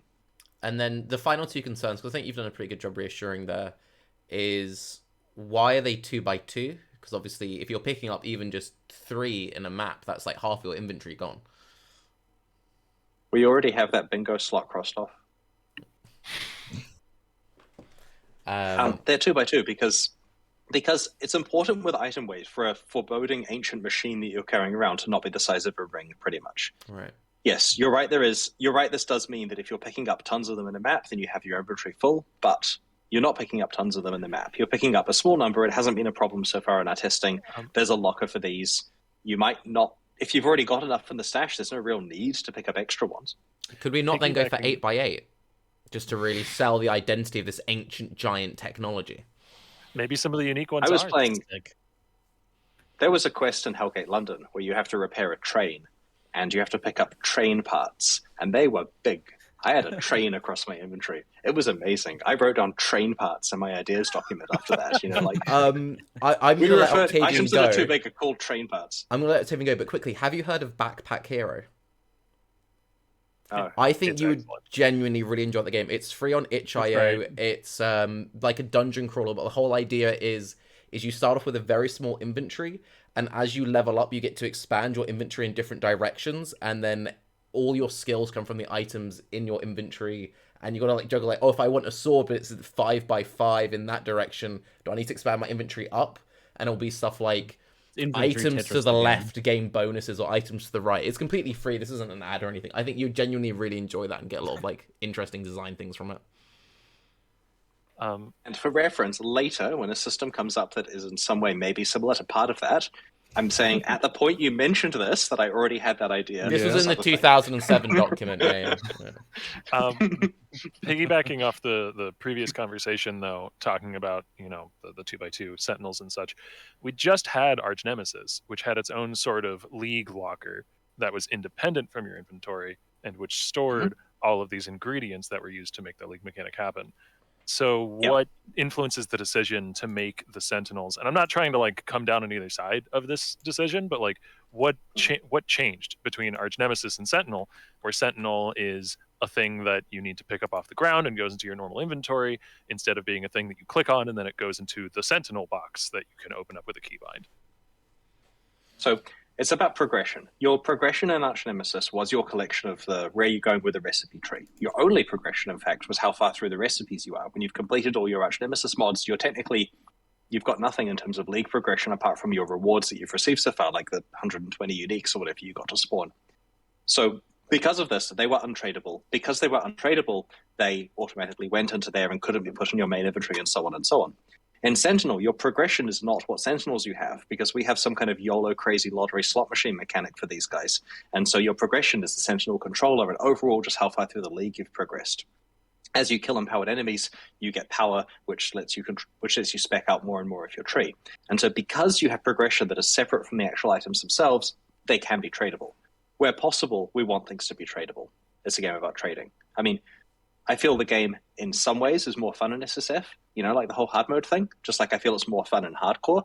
There's all these reasons why constraints are good in games in terms of adding challenge, but I will still make sure that everything is as tradable as it can be, despite the fact that, if they weren't tradable, it's much easier to create the experience here. So, go on, Nicky. I just had some questions about it's more like the sentinels and how we store them. Do we have enough space? In the locker? Yes. It's pretty big, and you can put them in regular tabs. The purpose of the locker isn't to hold all your sentinels, though honestly it's plenty because you're not keeping that many. But the purpose of it is so that the free player who hasn't bought any stash tabs isn't completely shafted by the fact that you have to carry all these machines around. You have a place to put them. And you get basically 3 almost full-size tabs. Like, imagine a window with a full-size stash tab, and then we chop the top off to store the currency items. And so it's missing a few rows up there, and you've got 3 of those, 1 for each flavor of sentinel. Now, what you're keeping is the sentinels you plan to use, which isn't that many, and the sentinels you want to combine, which again isn't that many because you're constrained by the amount of power cores you're picking up. If you're some crazy player who wants to trade a lot and you have a library of 1,000 sentinels that you want to try to combine and you're doing crazy stuff, then yeah, you'll probably need to use a bunch of stash tabs to store it. But that's just like if you're trying to complete tons of chaos recipes at the same time or something else that's very stash expensive. But I would expect the regular player to find that the 3 almost full tabs is plenty of storage here. Follow up to that. Do we have a search function in that tab so we can find the mods that we're looking for to easily pick out the stuff we want? I cannot remember whether there's one of the highlight things like there are in most other tabs. If there isn't, then it's an oversight and not intentional, but we will add it if that's the case. So I'm pretty sure that's meant to be. It's very likely it's done by default these days, but we may just be patching it in 2 days in if we've forgotten about it. Go on, Rose. If I could move away for a second away from Sentinels before we come back to it, you kind of really had me sold on that power grid system with the filaments, I think they're called. I can think of at least 2 other passive grids that could really utilize a system that you can fill previously and then they maybe automatically fill up, like the Atlas or the skill tree. So there is a conceptually subtle difference between these. And yeah, look, this is a good experiment in that direction, right? We can't be accused of not trying stuff. The key thing is here, you're not allocating nodes. You don't click on a node to get it. What you're doing is you're allocating edges that connect the nodes. So in graph theory, it's a little different. And so it's not exactly the same system. But the key thing here is power flows currently in what's called a breadth-first search. So it's powering things that are closest filament-wise to the starting location. So what that means is if you were to put a ton of filaments down, it will flow out to the things that are nearby, kind of going out like this as opposed to going deep down some direction. Right. And so the reason why is because that way there's some degree of understanding of which nodes are going to be powered first, which is the closest ones. If you don't want things to be powered, don't put filaments to them. You're basically choosing to control the power flow. The key thing about planning with the passive tree and the atlas tree is you want to control the ordering. Like I feel that a planning tool, you're probably going to want to specify this is the order the passives need to be allocated in, which is no problem. We could add this tool in the future. It's just a bit more complicated. This is actually this power flow thing. We're trying to get right to the point where, like our internal version we have at the moment has an interesting case where your Sentinel slots require 3 pieces of power, so they're quite power-hungry things. And they're also quite far away from the start, some of them. And so you have a situation where we have like a place where you can kind of lock yourself out right now where you've tried to power a Sentinel slot, but it's powering the things closest to it first. And so no Sentinel slot is allocated and it doesn't let you save the configuration. And so our solution to that is making it prioritize power to Sentinel slots and then do a breadth-first search out for the rest of the nodes. And we're trying very hard to make sure we've taken all these things into account so that it feels very natural to the player, because they obviously intend to power their Sentinel slots with priority, and then they intend to power stuff that's closest to the stuff they've powered. Long story short, though, is this highlighted the fact that if we're doing planning tools, we have to make sure that we understand the intent of what order the player wants the plan to occur in. Because if you spec out your passive tree and we pick some random passives that are inappropriate, leaving all the life ones unallocated, you'll probably say, I want my life ones first, please. Right. I mean, the Chinese version does have a planner on it where you can I mean, it was in it doesn't the allocate 3.0 beta. It doesn't allocate, yeah. Yeah, it basically is a thing which will put ghost passives where you can specify what they are. It's a way of visualizing a build on the tree. Yeah, and right. It doesn't actually do allocation. It basically lets you bookmark what build you want. Like you can look at the build guide, you can copy that or import it, and then when you're leveling up, you're like, oh yeah, it's this passive next because I marked it. I suspect most good players already know where they're going next on the tree. But yeah, I'm not opposed to there being better planning tools for the trees. It's just quite a large undertaking to get it where we want it to be. Coming back to Sentinel, so my biggest concern with it, you've done a decent job, especially the thing is managing the 3 extra keybinds. Obviously, some players they don't care about it. The Warcry God gamers, they're like 8 extra keybinds. Let's go. But yeah, it seems like quite a big jump, and also especially since there are a lot of times in current Path of Exile, like if I'm doing an expedition next to like an Alva or like a Betrayal or something, where I'm trying to do one league mechanic, but the buttons are sharing. Is there not some concern with like keybinds overflowing on each other in certain cases? So we made sure there are 3 keybinds here because all of the approaches to managing 3 Sentinels with fewer keybinds were just janky. And so we're using, by default, F2, F3, F4, which are not used by anything else. And you can rebind these, of course. It could be literally anything. It could be Control A or something if you want. There's no problem with what the defaults are as far as we're concerned. But you only have to tag these once an area. This isn't the case of like look at, say, Delve. You're throwing flares and dynamite. They're location-based things that you're using multiple times. Sentinels are not location-based. You just slap the key and go on with your day. It appears near you and does its stuff. And you only have to use it once per area. And so at some point, it's like having a button on your desk of get the Sentinel out. You're playing, then you slap the button. But in this case, the button could be really close to your other keys if you choose to bind it. So it honestly hasn't been a big issue. In fact, internally, F2, F3, and F4 are some of our debug development tools. They cause crazy stuff to appear on the screen. And we're still playing despite that. Like when I'm testing Sentinel, I press F2 and all this green stuff appears, and I just ignore it and keep playing. And it hasn't even been a problem. So on live, where you don't get green stuff when you press the key, it's going to be even sweeter. Well, no, yeah, maybe the green stuff is what makes it good for you. I think we need stuff to flashbang on the screen so I know I've pressed the button correctly. I mean, if you have Outbound, Alt F4 is a pretty good one too. Yeah. You can get some nice action with that. Yeah, no, you're right. That is a concern, but that's why rebinding is possible. And we got confirmation from Bex in the chat, in the Discord chat, that you can search in the Sentinel locker for mods that you want. Nice. Yay. Thank you, Bex. Thank you, team members, for being proactive. Do you guys have any more Sentinel questions? Because I was maybe going to talk about a belt that people have been asking me to talk about, but I don't know if we really even need to talk about the belt if people want to talk about other things. I'm not going to ask what the bell is because I know everything about this game. I'm gonna. What's the bell? Belt. Bell? We don't say Oh, T's in belt. England. Belt. That what makes a lot more This sense. is a glass. That makes a lot more sense. This is a I've glass been of away for water. longer than I thought. The bell. Yeah. Wow.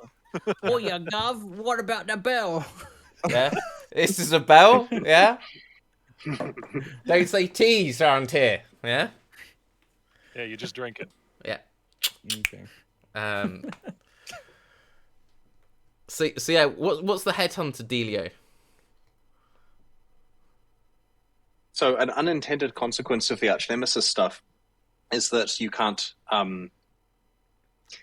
Headhunter will only get each archnemesis mod one time due to the fact they're designed to be interesting, impactful, exclusive things. It doesn't work to have them more than one time. The thing is, we've looked into this extensively, and it's still really powerful. Like, an archnemesis mod is so much more powerful than a previous mod is. On average, picking up a bunch of these mods is way better than picking up a bunch of stuff before. Previously, they were just bags of stats, and these are much better than bags of stats. And last time, Soul Eater could only stack once as well. Like, you obviously want Soul Eater and various other mods. And you're getting the same situation here. So we're trying to find contrived examples of where a Headhunter player is hurt. And yes, there may be a case where if you're able to kill monsters efficiently enough, that stacking some of the old style kind of crappy mod multiple times is better than having a bag of Headhunter mods, Headhunter Archnemesis ones. But realistically, we don't see it as a nerf there. And it is a change, and we have said no balance changes, but this is one where it kind of has to be, and we didn't want to delay the whole Archnemesis mod thing just for the sake of Headhunter, but players are not done badly here. And the other thing is all the pseudo Headhunter style mods, you know, the ones that you get elsewhere, all are a lot stronger now because they gave you far fewer mods. Like, there was this ability to get them fast, and now the mods are more powerful. And we added Headhunter Sentinels, and they're awesome. Do we have a number? I'll go for it. Oh, just a number on like how many Archnemesis mods are there actually? I don't know. I think they added some more that weren't in the base. Yeah, they did a bunch of stuff. Yep, Okay. there is a number. But I trust them implicitly. When I said, "How did that go?" and they go, "Good," and I'm like, "Done." That's fair. I have a message from him. 80-ish. Oh wow. Okay. Wow. Okay. Wow. Definitely need that glossary. Son, what? This was 30. This was a bunch of work. So many. You guys kind of undersold it a little bit. A lot, kind of. A lot. So, a caveat here is that some of these are exclusive to be only on Magics or Rares. Like, for example, there were some that would be so oppressive on Magics that we don't put them on Magics because otherwise you're encountering like 6 copies or 10 copies of it at the same time. But yeah, there's a lot of these, and there was a bunch of work there. But that's the thing about exploration, right? Like, it sucks to know it all in advance. So Are you there can only like get 80 Headhunter buffs. Sorry, guys. right? Yeah. Are there any cool Archnemesis mods that are strictly beneficial, or is it only like things that will kill you, like the inner treasure in the past with Nemesis? Honestly, have not seen this list. Like, at no point have I looked at it. I had no idea it was 80. I'm surprised and happy as well. But this is because I trust that developer completely to the point where he just did it, and that's amazing, and it will be fine. So, Is there like a progression of where they can spawn? Because I remember watching like a clip of someone encountering some crazy combination in mudflats on some Roa. I forget her name. I'm sorry, but yeah, there was like an archnemesis crazy Roa that just kind of murdered people. So I'm like, will there be things that are like available early and maybe like very late in terms of like mod pools? my impression is that is the case, but I'm just getting confirmation at the moment. I think that some of the more crazy ones definitely aren't spawning early, but we'll know in a few seconds. Yeah, okay. So they all have starting levels that are based on their complexity. So yes, they do kick in at various points. Oh, very cool. And then when it comes to, because we can sometimes get 4 at once, is there anything preventing like 4 super deadly ones coming together? Is there any kind of weighting in the way that certain mods might go together? Or is it like, no, we've done it the other way, they purposely go for the worst combos? Yeah, let's be real. We can all answer that question. Smile. But the wonderful thing about being a streamer is everyone can enjoy that experience with you. Yeah. Enjoy. That's a good word. Very good. There's a very common question chat was asking a lot that I'll ask for them. Could you ask for the confirmation if the 2% chance for extra content on all the blocking keystones, so the turn off certain league mechanic, you get 2% for the others, is that per like content type? So 2% added, so like going from 8% base to 10% base, or is that like split across I the believe board? so. How is that done? My understanding is that there is a sweet spot there where it's quite an impactful bonus. So I think it's 8 goes to 10 goes to 12. But yeah, please message me someone if this is wrong. Sick. It's not the case that it goes from 8 to like 8.16% because that's 2% of 8. Have fun. That's not the case. Nice. Oh, but it's also, is it applying to the leftover mechanic or to all of the mechanics that can possibly Pretty happen? sure to all. Yes. The yeah, non-existing I ones think. already as well? Well, that would be a bad What do thing. you mean by non-existing? Let's clarify. Okay, so Yeah, we're getting I muddy. have a lighty specific question. So, can you ask Mr. Wilson to clarify how the new Atlas keystones that block league mechanics work? Specifically, if I click 9 out of 10 of them, will I get plus 18 chance for harvest? That's the one remaining, or plus 18 chance for extra content, which then has like 1 out of 7 chance to be harvest? It adds to all the other mechanics. So when I turn off, let's say they all start with 8%. It's not 8%, but it varies. But let's say they're all 8%. So I turn the first one off. So all of them go from 8% to 10%, right? I'm saying right to my team. There's a bit of stream delay, so, we'll find out soon. I purposefully didn't put developers in the room with me for this because I don't really, so it was a yes on that. I don't really like the thing where I'm just a conduit to the, the dev check emote repeatedly, So I've got them there as an emergency. Classic though. But yes, basically it does. If they're all 8%, I turn one off. Now there's a 0 and a bunch of 10s. Then I turn another off. Now there's 2 zeros and a bunch of 12s, and so on and so on. Okay. Since we talk about the whole league mechanic and turning league mechanics on, turning league mechanics off, one of my biggest issues with leagues is I enjoy the core gameplay, and I'll be like talking to a certain NPC, and then there'll be a rat like chewing my ankles, or there'll be like a burning ground. And that was one of the best things about Ultimatum, is I could actually think for like a second without getting randomly off screen by something. Is there any way that we could have some kind of shaper pause or ultimatum pause spread into more of the menus, or if not, have it so we have less menus forced upon the player in the mapping experience, and maybe have that more into the hideout experience? Yeah, we hear the feedback on that. Something that's slightly complicated there is with Ultimatum, because it affects everyone in the instance, a pause is appropriate, everyone gets paused. Whereas if you're looking at a thing and someone else is elsewhere in the instance in regular mapping, it sucks for them if there's a pause, in multiplayer situations. But yeah, look, I don't think that stops us potentially doing this. It's just a matter of us finding a nice, clean way of doing it. Or even if there might be some weird abuse case, but maybe having it just there's a safe zone around characters, you can't deal damage, it puts you in the grace state, you can't deal damage or whatever. If you move it, breaks it or something. Yeah, very likely abuse cases, but yeah. we'll discuss it. It's the kind of thing which I suspect we won't have anyone philosophically opposed to. You had a change with the instance holder and all that with who can take the portal. You could do that for whether or not the map will be pausable by the owner or not through mechanics, if that was a thing. Yep, that's true. Yep. I'm not going to argue with it. Any concerns about the reward structure of Sentinel? That's always a big problem, I feel, for a lot of people. Initially the league isn't necessarily rewarding enough, and it's a lot more buttons, and many people don't like buttons. Personally, I like buttons a lot. The direction of the game where you've got more vol skills and more utility skills is super cool for me, but pressing more buttons and then not necessarily getting a big enough reward for that.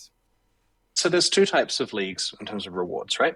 One of them gives you rewards as you do the league, and then there's no kind of long-term super reward you're working towards. And then there are leagues like Archnemesis where you get some reward, but realistically you're trying to save up for some crazy pile of 100 uniques that you get through some combination of things. So when you play Archnemesis, you might think, man, this is a bit less rewarding than usual. But when you play Breach, sort of the fact that there are splinters, I guess, or something as your final thing you're working towards, most of the time you're getting your rewards straight away. And Sentinel is very much the straight away type, because every monster that is empowered is dropping significantly better than a regular monster. It's like fighting a Scourge monster or a Delirium monster. And in addition, there are reward icons popping up all over the place. And if you get a Sentinel, which is going to give you a 2% chance of uniques, and then you tag 200 monsters over the next few areas, you're going to get 4 uniques from that, and they're happening soon. It's not an investment for very far in the future. It's an investment for the next quarter of an hour. And so your rewards are given to you pretty fast. Now, there is long-term progression, of course, and you're working towards better Sentinel loadouts and ideally getting these cool endgame ones. And there's stuff to look forward to, but it's far more front-loaded in terms of actually getting rewards now as opposed to a reward later thing. So it probably will feel relatively gifty because of that. And yeah, I think that recombinators are the long-term slow burn in this league. They're the thing you're getting to keep people interested in the things you're chasing in the late game. You're not getting recombinators particularly early, but you are getting showered in regular Path of Exile rewards. And there's even a Sentinel reward category, of course, that lets you get more Sentinels and currency items to do with them. Oh, that's cool. Any concern about people maybe storing their best Sentinels for like an incredibly long time because they're waiting for that perfect map to run it on, or is there like enough of them to not really ever work for it? I wouldn't worry too much about it. I feel that if a player makes that choice, that's because they made it based on the information available to them, and the fact that that is an option is a nice thing. But realistically, you want to get your value out of your Sentinel because you want to then combine it with another one to get your value out of those mods, ideally again and again and again. You're basically trying to... I don't like using the breeding analogy for this one, but it's probably the easiest way to explain the genetics, but you're kind of wanting to have your little bloodline of Sentinels that have the right mods on them that other people don't have. And then once you hit a and you unique don't do that by Sentinel, putting them on the shelf.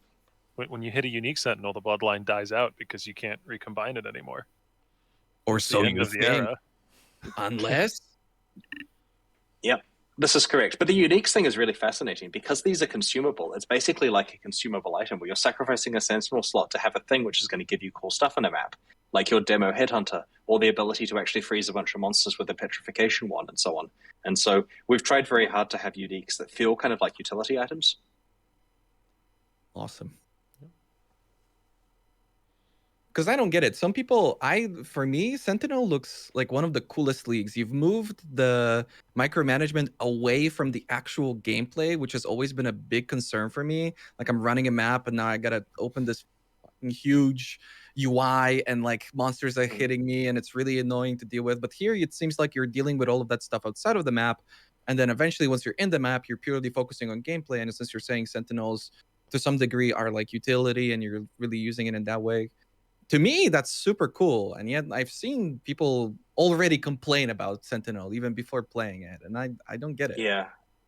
I like your summary there. I like the concept that you've explained it as, which I hadn't really considered explicitly, of the fact that the micromanagement, or management, because it's not too micro in my opinion, but the management is occurring in your hideout when you're preparing for your next map. Just like you're asking the question of what Scarab am I running, you're asking, do I have the Sentinel I want for the set of maps? And that ability to... The fact that you're going through Sentinels quickly means that you're actually getting interesting mods and stuff more often than if we just had static ones. But in the actual map itself, the most you're doing is pressing a key occasionally when you want the fun to start. And I think the reason why people are concerned is because they care about stuff and they want to make sure it's a good experience, and it's easy to get worried. And we honestly dwelled on the details too long in the live stream. So here's the thing, right? When I'm writing the live stream script, I was defensive because I felt that it would come across underwhelming. And so I went into a lot of detail and covered a lot of areas to show how much stuff there was in Sentinel. And in doing so, the live stream was the second longest script length that we've ever done, and it dragged on for a bit. There were points in there where I really belabored every point because I thought, you know what, let's just list everything. Let's just be verbose about it and make sure there were no questions. A, there were still questions, and B, it would have been better to gloss over some of the more complicated stuff, and then if in the Q&A Ziggy felt that it was unclear, maybe it's the time to do a deep dive, like, after an hour into some of those Sentinel points, because then people still get the information. So I suspect that when doing our next league explanations, I will try to focus on headline issues so it's more easily understandable and less scary, and keep the minute detail for the Q&A. I will admit my eyes glazed over a little bit when you were explaining the league mechanics. I'm like, okay, I get it. And then you'd be like, the next thing. I'm like, okay. And then you're on the, and I'm like, and then I said to my chat, like, we're following this. And a lot of people were like, no, I lost him like 3 paragraphs ago. You were Yep. We'll do a better, more concise explanation next time. you were kind of negative about Sentinel, no, Tarke? So for me, it was mostly a case of if it was one Sentinel type and everything else was exact same, it was just one Sentinel in managing, I'd have been like, let's go. I think for me, it was my main concern was the 3 additional keybinds, and especially, and I'm sure this is something which is happening like with QA and alpha feedback and everything. It's that whole idea of, in my mind, there'd be nothing worse than you're managing your 3 different Sentinels and then they're taking too long to empower the enemies, and then it's once that frustration creeps in. I can't remember which league it was originally, but we've had it in the past with leagues where if in the first few days something's too slow, even when it gets fixed, then the players have like they've just got that inbuilt like, no, it's too slow, I'm not doing it, and then people just skip it. I mean, bestiary. Yeah. And I think also Ritual had that to an extent. Metamorph, Heist went through a lot of that where it had like constant iteration. And it's just, I think it's because we just came off the back of archnemesis, and I watched a lot of people in archnemesis from the point of view, they end up just like filtering out like 80% of the things. And I saw a lot of the potential problem points of archnemesis in Sentinel. I think it was just like there were elements of it was quite samey. So there are things about it that I could see myself really liking. And also one thing, when I do my league reaction videos, Rise, I always try and take it from the point of view of like, what's the things that I could see people like really having issues with. And even in that, I did say like my favorite aspect of it was the fact that all of the micro or just management in general is happening outside of the mapping experience. I think that's the best single thing. Yeah, but also I'm a player who I don't really enjoy the whole like Sexton, get all the scarabs, get all the fragments, get all of that. So I'm very much looking forward to that key node where I can just take the key node, Al can go, I don't need to add all the sector stuff, I can just run my maps. You could do something similar with the filament tree, where you have like a node on the tree or whatever, that if you have it active, your sentinels, I don't know, they have a longer duration on their charge, but they activate at a random point. So if you don't want to have to press buttons, you just assign that filament node and you don't think about it. You maybe don't get optimal gameplay. You're not activating it at the perfect time, but you don't have to think anymore. We'll go on record that the activating at a random point suggestion is one that a friend of mine has sent over already when hearing about the league. So it's interesting how it's one that comes up as well here. We decided not to go with activating at a random point as a mechanic here, but it certainly got discussed quite heavily. I like that you pointed that out, Tarke, by the way. Just because like a lot of people are like, oh, why are these podcasts so negative? But I feel like if we have the Chris Wilson over here, it's kind of easy to talk about the problems rather than like just praising everything that's great about it, even though we do a little bit of that. And with that being said, as much as I've praised the lack of micromanagement, I worry about too frequent Sentinel switches. So basically, yes, you've only got 3 and they've got a substantial amount of charges, but sometimes those charges can have different durations. So now one has 8, one has 10, and one has 6, let's say, charges. And now I go into a map, and then a couple maps I have to switch one, then I have to switch the other one. Maybe a system for like queuing up the Sentinels, something like that would have really benefited the Legacy League way back in the day, and that was never implemented. So, with regard to the fact that they have different charge numbers, there are some advantages for this that were the reason we did it. The first is that it lets us actually have the charges be a mechanic, where certain Sentinel base types have way more charges than other ones, so that you can use those if the charge thing is annoying. It also means that if you get a mod, you get way more uses out of it. Like, that's a good base type, basically, to get stuff on, because you just get more EV from it. It also means that we can have mechanics like a chance to not consume charges, or Sentinels that can be used multiple times in a map is one of the things you can get access to. And so all of this is possible because of the fact that charges can vary. If we had a homogeneous thing where they're all exactly 10 charges, then assuming the player puts them into all exactly the same time, then they're kind of a set of Sentinels together. But that we determined in the end just limited the design scope too much. So given that they have different numbers of charges and they're consumed at different rates because of these mods, then you're right that between maps you may have to do the swaps more frequently. Like if they last an average of 10 maps and you've got 3, that means on average one's expiring every 3.3 maps. So every 3.3 maps you may have to swap one out. So we looked into, can we do a queuing system? And the short answer is it's way more janky, because the thing is you're still having to swap them out. It just gives you more grace period, and it gives you a longer time before you have to do your next swap. And So you're still doing the same number of swaps on average, and it's now a really janky UI kind of experience, and it's extra storage. And we honestly don't think it's necessary. Like in our play so far, it's been okay. When you deplete a Sentinel, it gets marked really clearly. And when you're in your hideout preparing for the next map, like you don't carry your next map in your inventory. Like you do have to go and do a couple of things. Hard disagree. You go and put the next Sentinel. I got a hard You got 4 disagree. maps in your inventory. Yeah. You're carrying maps in your inventory. You have a dump tab. You're, taking everything out of the dump tab all at the same time. You're not doing this one by one. I mean, you guys have way too many items that are like literally one by one in your inventory and clicking that every time, every single map, like moving everything to the correct tabs. Like it just doesn't work. So in this way, I really worry that Sentinel might run into this problem. That was exactly my issue as So well. So far, it's been okay in our testing, but let us know, right? Like, it's not... Our goal is that it's not too cumbersome. It's just that in terms of the number of swaps, if we add a queue for it, we're basically just increasing the buffer of how long you can go without doing a swap. Like a dump tab. I just worry because this is, to me personally, I don't know how other people feel about this. This would ruin it. Straight up, this would be one of those things where in a league, I would be like, it was so close! And yet this giant fuck up happened. And I would hate for Sentinel to be like that because in its concept, like it's perfect for me. I love the system.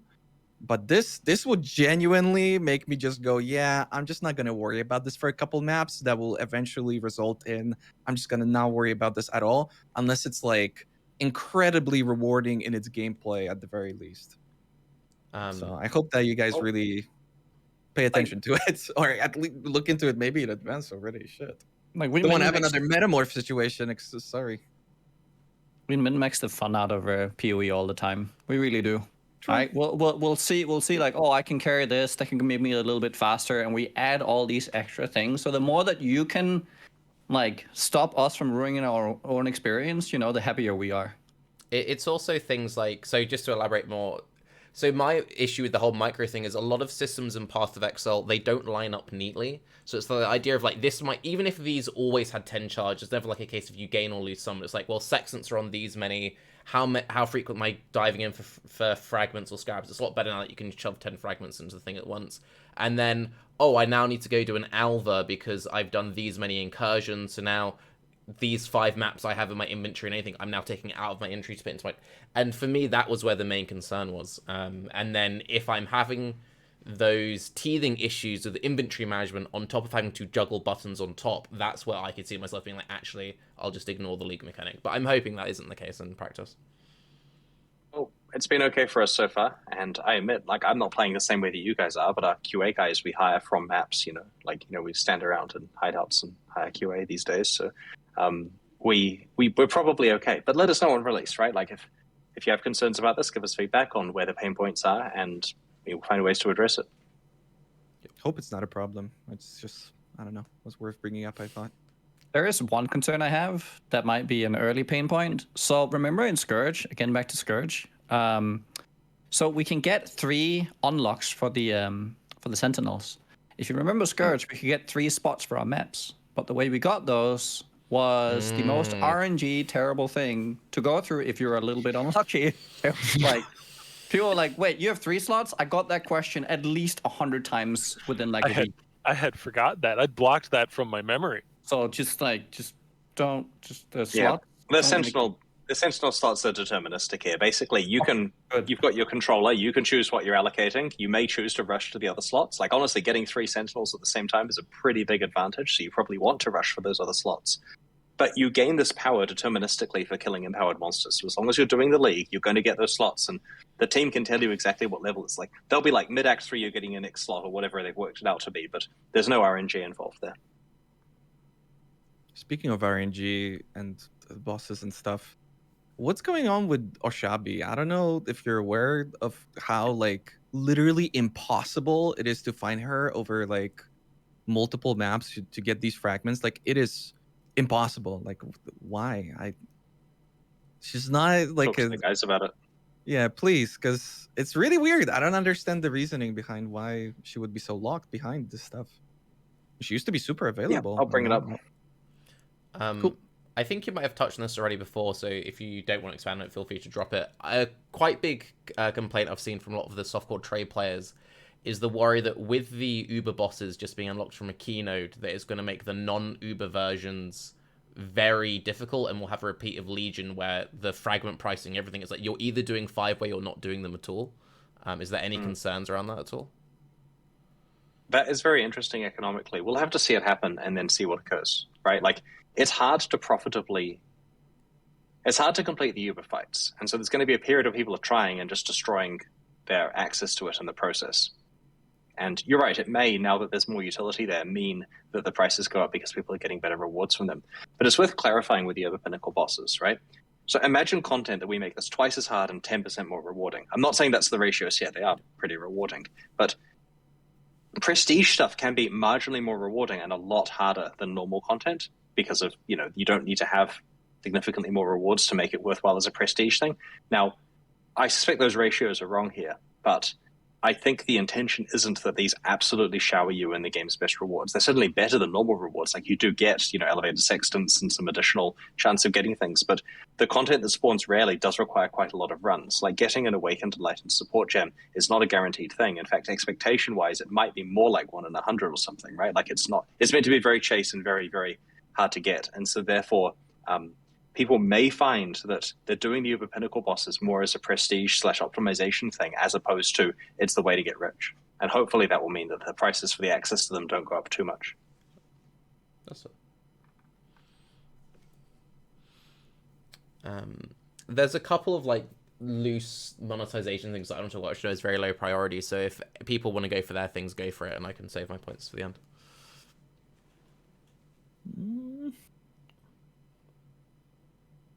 What do you think, Chris, about streamers having a treaty to not play Detonate Dead for the event and having to resort to something like that? I thought that was nullified. I mean, sort of, but it was a big conversation. We encourage you to play whatever build you feel is best, right? And if you want to take advantage of the statue life bug, go ahead, right? It's part of the game. It's what the meta is for 3.18, and the point is you know about it in advance. When I ask our devs, hey, what are you playing in 3.18? And they answer with their variant of Righteous Fire or whatever it is they're playing, which is Righteous Fire in 100% of the cases. They didn't say Detonate Dead. And I say, okay, but Detonate Dead's real OP. I'm getting 4 emails an hour about this. And they're like, nah, it's Righteous Fire, guys. So there's something going on over there with Inquisitors or something. Anyway, it doesn't really, the Detonate Dead thing is unfortunate that the fact we couldn't fix that bug because we chose not to fix the bug. Like, it is more damage than we wanted it to do, but we don't think it's game breaking. Okay. That's fair. Yeah, I'm not super concerned. We did rush to fix that Flame Wall thing. Like, that was the case. I don't know if you heard about that yesterday, but that got fixed. No, I didn't hear about that at all. I didn't. Was someone talking about? Have you guys had a million emails saying ask Chris about Flame Wall? I haven't. No. But there's a case where basically, if it ruins the game, it gets fixed. But we didn't class the Detonate Dead thing as ruining the game. We just thought it's completely, it's a sad buff that skill has while that bug is in place. But it's also what people have come to know it as in this meta, and we wanted to preserve the meta as much as we could.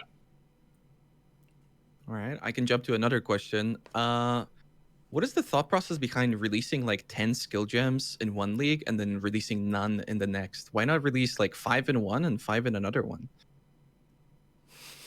That's a good question. It pretty much comes down to what we're choosing to spend our dev time on, right? For 3.19, we're having the conversation at the moment of what areas are we doing? And we have skill gems on the list. And so there will be some. And for 3.18, we tried to do one and then decided we didn't want to release that. Okay. It was a pretty controversial one. I spoke about it earlier, but yeah. True. I just wonder because we're hearing with the I mentioned on the podcast archnemesis, when it waited 8 years to implement, why can't these skill gems wait a little bit and have it a little bit more spread out? I don't know. To me personally, it would make more sense since I'm not gonna play 10 new skill gems, but 5 or 2. I totally you still haven't played them. They're still new. True. We typically don't. I mean, there weren't any skill gems last league, so I did play them, Octavian. Go to we hell. Typically don't. We try not to sandbag content, right? If the team said to me, guys, we're working in secret and we've made 10 skill gems, we'd probably just release them, right? We don't want to say, that's perfect for 3.22 next year sometime where we need some extra content. We'd rather get it out there and have people playing it. Now, it's become apparent to us that people like playing with new stuff, and because there needs to be constant new stuff, that means you do kind of need to plan around a trickle, which is kind of the opposite of our kind of get it all out there and give people more options earlier. But I'm beginning to understand now the fact that you have to have something shiny and new, because there's a type of player that will only play with that while it's new, even though it's just as good or just as bad later on. How many of those players do you think there are? I was curious about this. Like, I will how try to many count them. players? Well, do you like have an estimate of like what percentage of players will only play the new league if there's a new skill? We hit record player numbers at our last launch on launch day, and there were no new skills. I think that it matters for some people, and they certainly want the skills. Like, it hurts no one to say, Chris, you should make us some skills, right? Like, absolutely the right direction to be going in. But I also don't think it matters as much as people are saying. And we've had leagues in the past where we release a bunch of new skills, and only a tiny fraction of players, sometimes less than 1%, are even using those skills, right? And sure, we can make people use them by making them broken as hell, and then putting them on alpha broken as hell, and then saying we're not going to fix it and letting word get out, and now everyone's playing them. But that doesn't seem healthy. I think the devil's Sounds kind of fun, advocate though. answer to that, the Rise answer to that is that in the last year or so, there's been a lot of misses with the new skills. Especially when we had the Link package, which I know that Ziggy and Amy were really excited for. They play loads of duo, and then it kind of... Well, Ziggy, you can talk about the Link package. I liked Firelink a lot, but I was really disappointed that you can't link back and forth with each other. It felt overly punitive overall, the link balancing. That was my assessment in short. I wonder if you could link to Sentinels. Anyway. Oh. Does anyone have anything else they'd like to talk about before I go on a little monetization talk? What do you think, Tarke? Okay. So last time we had you on, Chris, me and Noogie were talking about monetization with you, loot boxes, and we're both actually very positive about the idea of the Battle Pass system. So I will admit I was actually a little disappointed with the Kerrick's Vault Pass, specifically for the two main reasons. I'll just be curious to hear your thoughts on it. One was the Kerrick's Vault Pass spreading shop elements out of the shop window into the game base UI. Do you not worry that sets a bit of a dangerous precedent for other things going forward? It's tricky because our reason for doing monetization is to raise money that lets us develop the game, right? Like, at the end of the day, it isn't some obligatory thing we kind of have to do as devs where we wake up and need to do some degree of monetization. We need it to be effective, right? We actually want people to be aware of the stuff and to buy it. So we feel that as long as the products we're making are high quality, and as long as the products don't cross a pay-to-win boundary or anything like that, like as long as we put our hands on the heart to say these are good quality products that are good for the game to exist alongside it, then it's a question of how do we raise awareness. And the sad fact is that advertising it in various forms is effective. Like, we have the orange messages in chat, for a few days after we release a mystery box, because if we don't do that, like, every message that we forget to send makes us lose like $25,000. And so sometimes it makes me think, well, maybe we should send them more often. Maybe we should spam the fuck out of all this stuff. And then we know that would be bad. Putting an icon on the Atlas screen that shows that your progress can unlock skins is certainly negative if you don't want it to be there, but it is a necessary step that helps. Like, the money from that icon has let us hire 2 more artists to work on Path of Exile 2 for this year, right? That's a good thing. That means that it's getting done with less overtime for other people. It's being done with higher quality. Like, this is a very positive thing for everyone. And so I'm very careful to try to make sure we don't cross a line. We don't have ads on the loading screens. We're trying to be careful. But we appreciate the feedback. It gets in the way for some people. That's fair enough. And maybe we do need a way that if you have indicated, look, I don't want to buy your damn Battle Pass, or I've already bought it, then the icon isn't there because it's just in the way potentially. So, that's something we're discussing.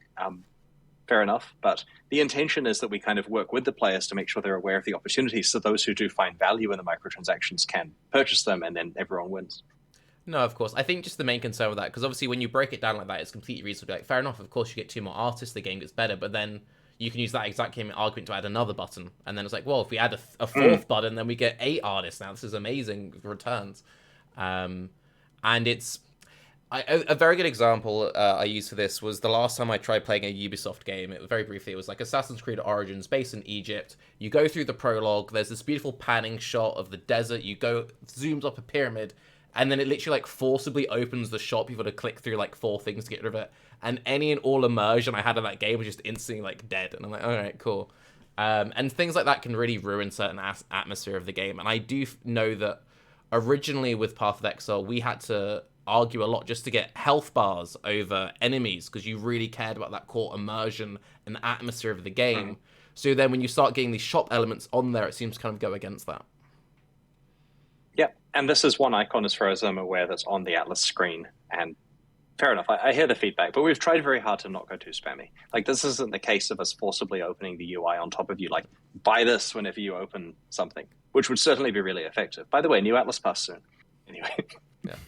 And then finally on that, and I think you'd maybe get more purchases, but what was the reasoning for letting players purchase the vault with their points? Because it's still money they've spent on the game anyway.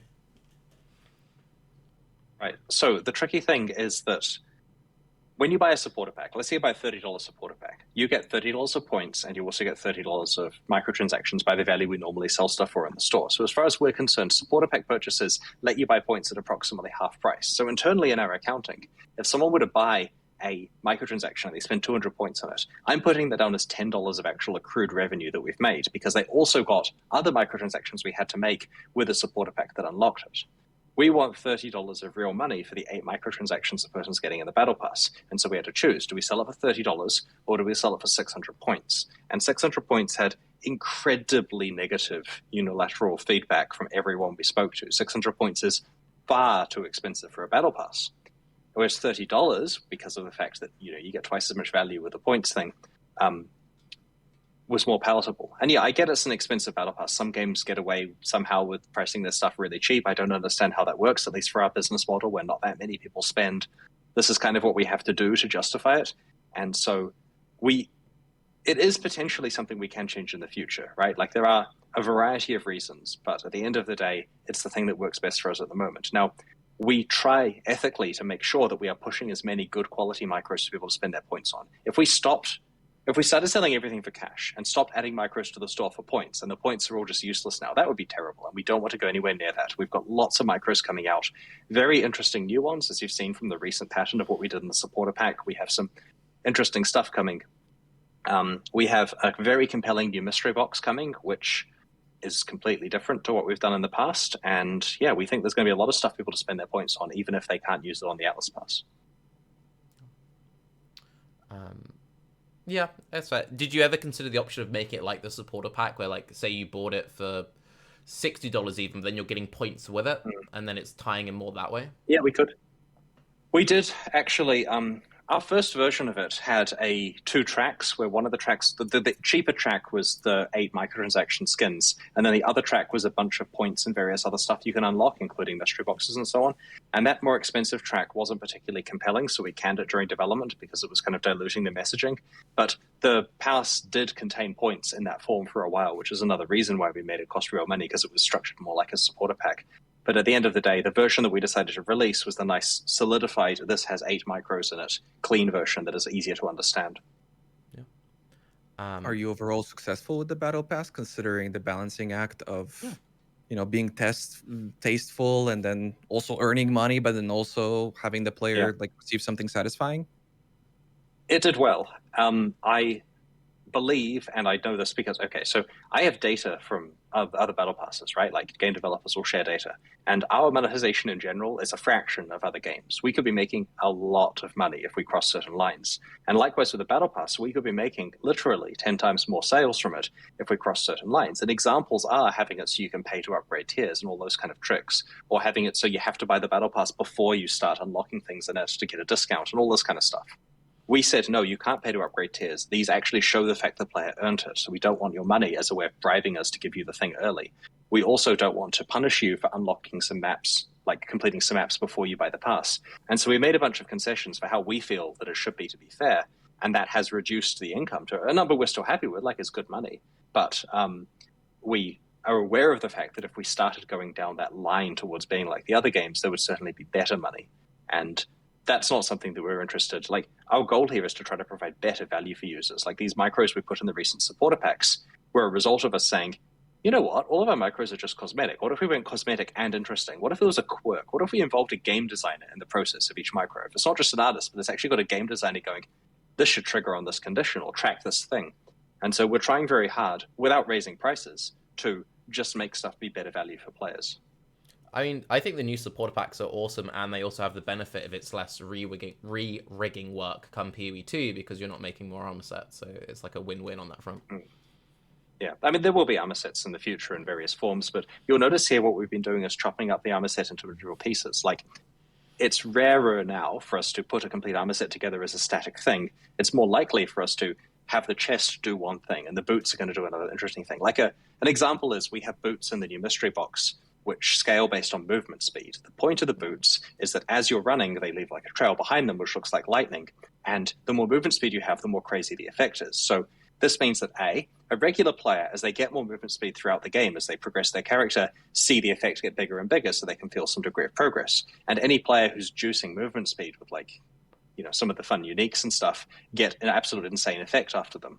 And so our goal there is making sure that normally boots would just be some small thing that you don't consider as part of, you got it with an armor set, you don't care. And now it's actually part of the identity of your build. And then to make sure it fits in with lots of builds, we have it so there are many variations of the effects and colors that you can get on those boots. So you can have like a cool blue lightning one versus green lightning versus an orange one and so on. So it fits in with many different builds. And then the other thing with the new mystery box, which I probably shouldn't be talking about prematurely, but we're also preventing duplication occurring except for the variations. So if you've opened the orange lightning movement speed boots, you can't get the orange lightning movement speed boots again. The worst case scenario is you might open the green lightning movement speed boots, but that is different for a different character. But basically, we are preventing you opening the same item multiple times. And so generally speaking, you'll be getting completely unique items with each mystery box open, or at worst, a different variation of one of the ones that you already have, which in some cases can be a more, one that you're actually looking forward to for a particular theme you're trying to put together. Does that only relate to the character items? Because you said variation. Does that mean that you can still get multiple, I don't know, stormy clouds in your hideout or whatever?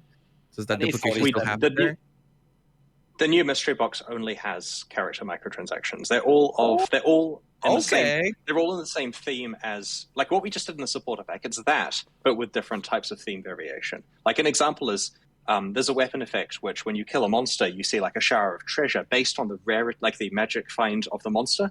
So as your player gets more magic find, and as the monster has more of an innate magic find bonus, you get a bigger shower of pretend treasure from the monster. The idea where you kill a boss and you get a big one, you kill you've juiced your magic find in your character, you get big explosions of treasure everywhere. This is of course all visual, but theme-wise, we've got bronze coins, silver coins, gold coins, and that's the variation you'll get there. Where if you want the gold coin one, because of course gold is better than bronze, then you might open some more mystery boxes to try to get that. Or maybe you're happy with bronze because it fits some color of your build, for example. And so all the items in the mystery box are ones that affect your character, so they're all at a much flatter value.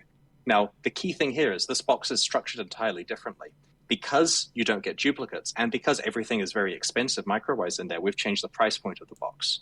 But you'll see when you actually look at the contents and stuff that this represents better value for the player in terms of effective points for what you're getting. And the lack of duplicates, of course, means that there's now a cap where once you've opened some number of boxes, you've got all of the things, and you don't have to pour hundreds and hundreds of dollars in. I mean, personally, for me, that solves a lot of the ethical things I've been talking about you for years. So that is absolutely amazing as far as I'm concerned. So yeah, nice. Well, hats off. That's great. We'll announce it in more detail. But the goal here is to say, look, previously there was extra money being made by people. It's something that's associated with gambling behavior, and if we can fix this so it's a more fun experience for people, so that a person's getting positiveness every time they open a box, that's a better thing. Yeah. No, that's awesome. Could we hear a number on the maximum amount that we can potentially spend on these boxes? Oh, I have a correction.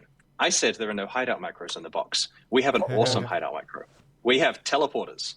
So you can get hideout teleporters that warp you from one location to another, and the color variation there is different colors, so you can put green ones in your green hideout or that kind of stuff. Or if you want it so the green teleporter goes to your your stash area, then you can have the green one there and the orange one goes to your crafting area or whatever. So there are hideout micros. They're just not boring ones. They're ones that actually do something.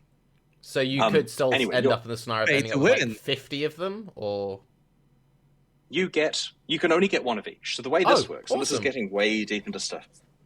If you open the hideout micro of a red teleporter, you cannot get the red teleporter again. But you want multiple red teleporters because they're awesome. So we're doing this complicated system where if you have opened something from a mystery box that you might want more than one of, you can buy it from the store for the price of a mystery box. So if I want a second red teleporter, I can go to the store and spend an extra 50 points to get one.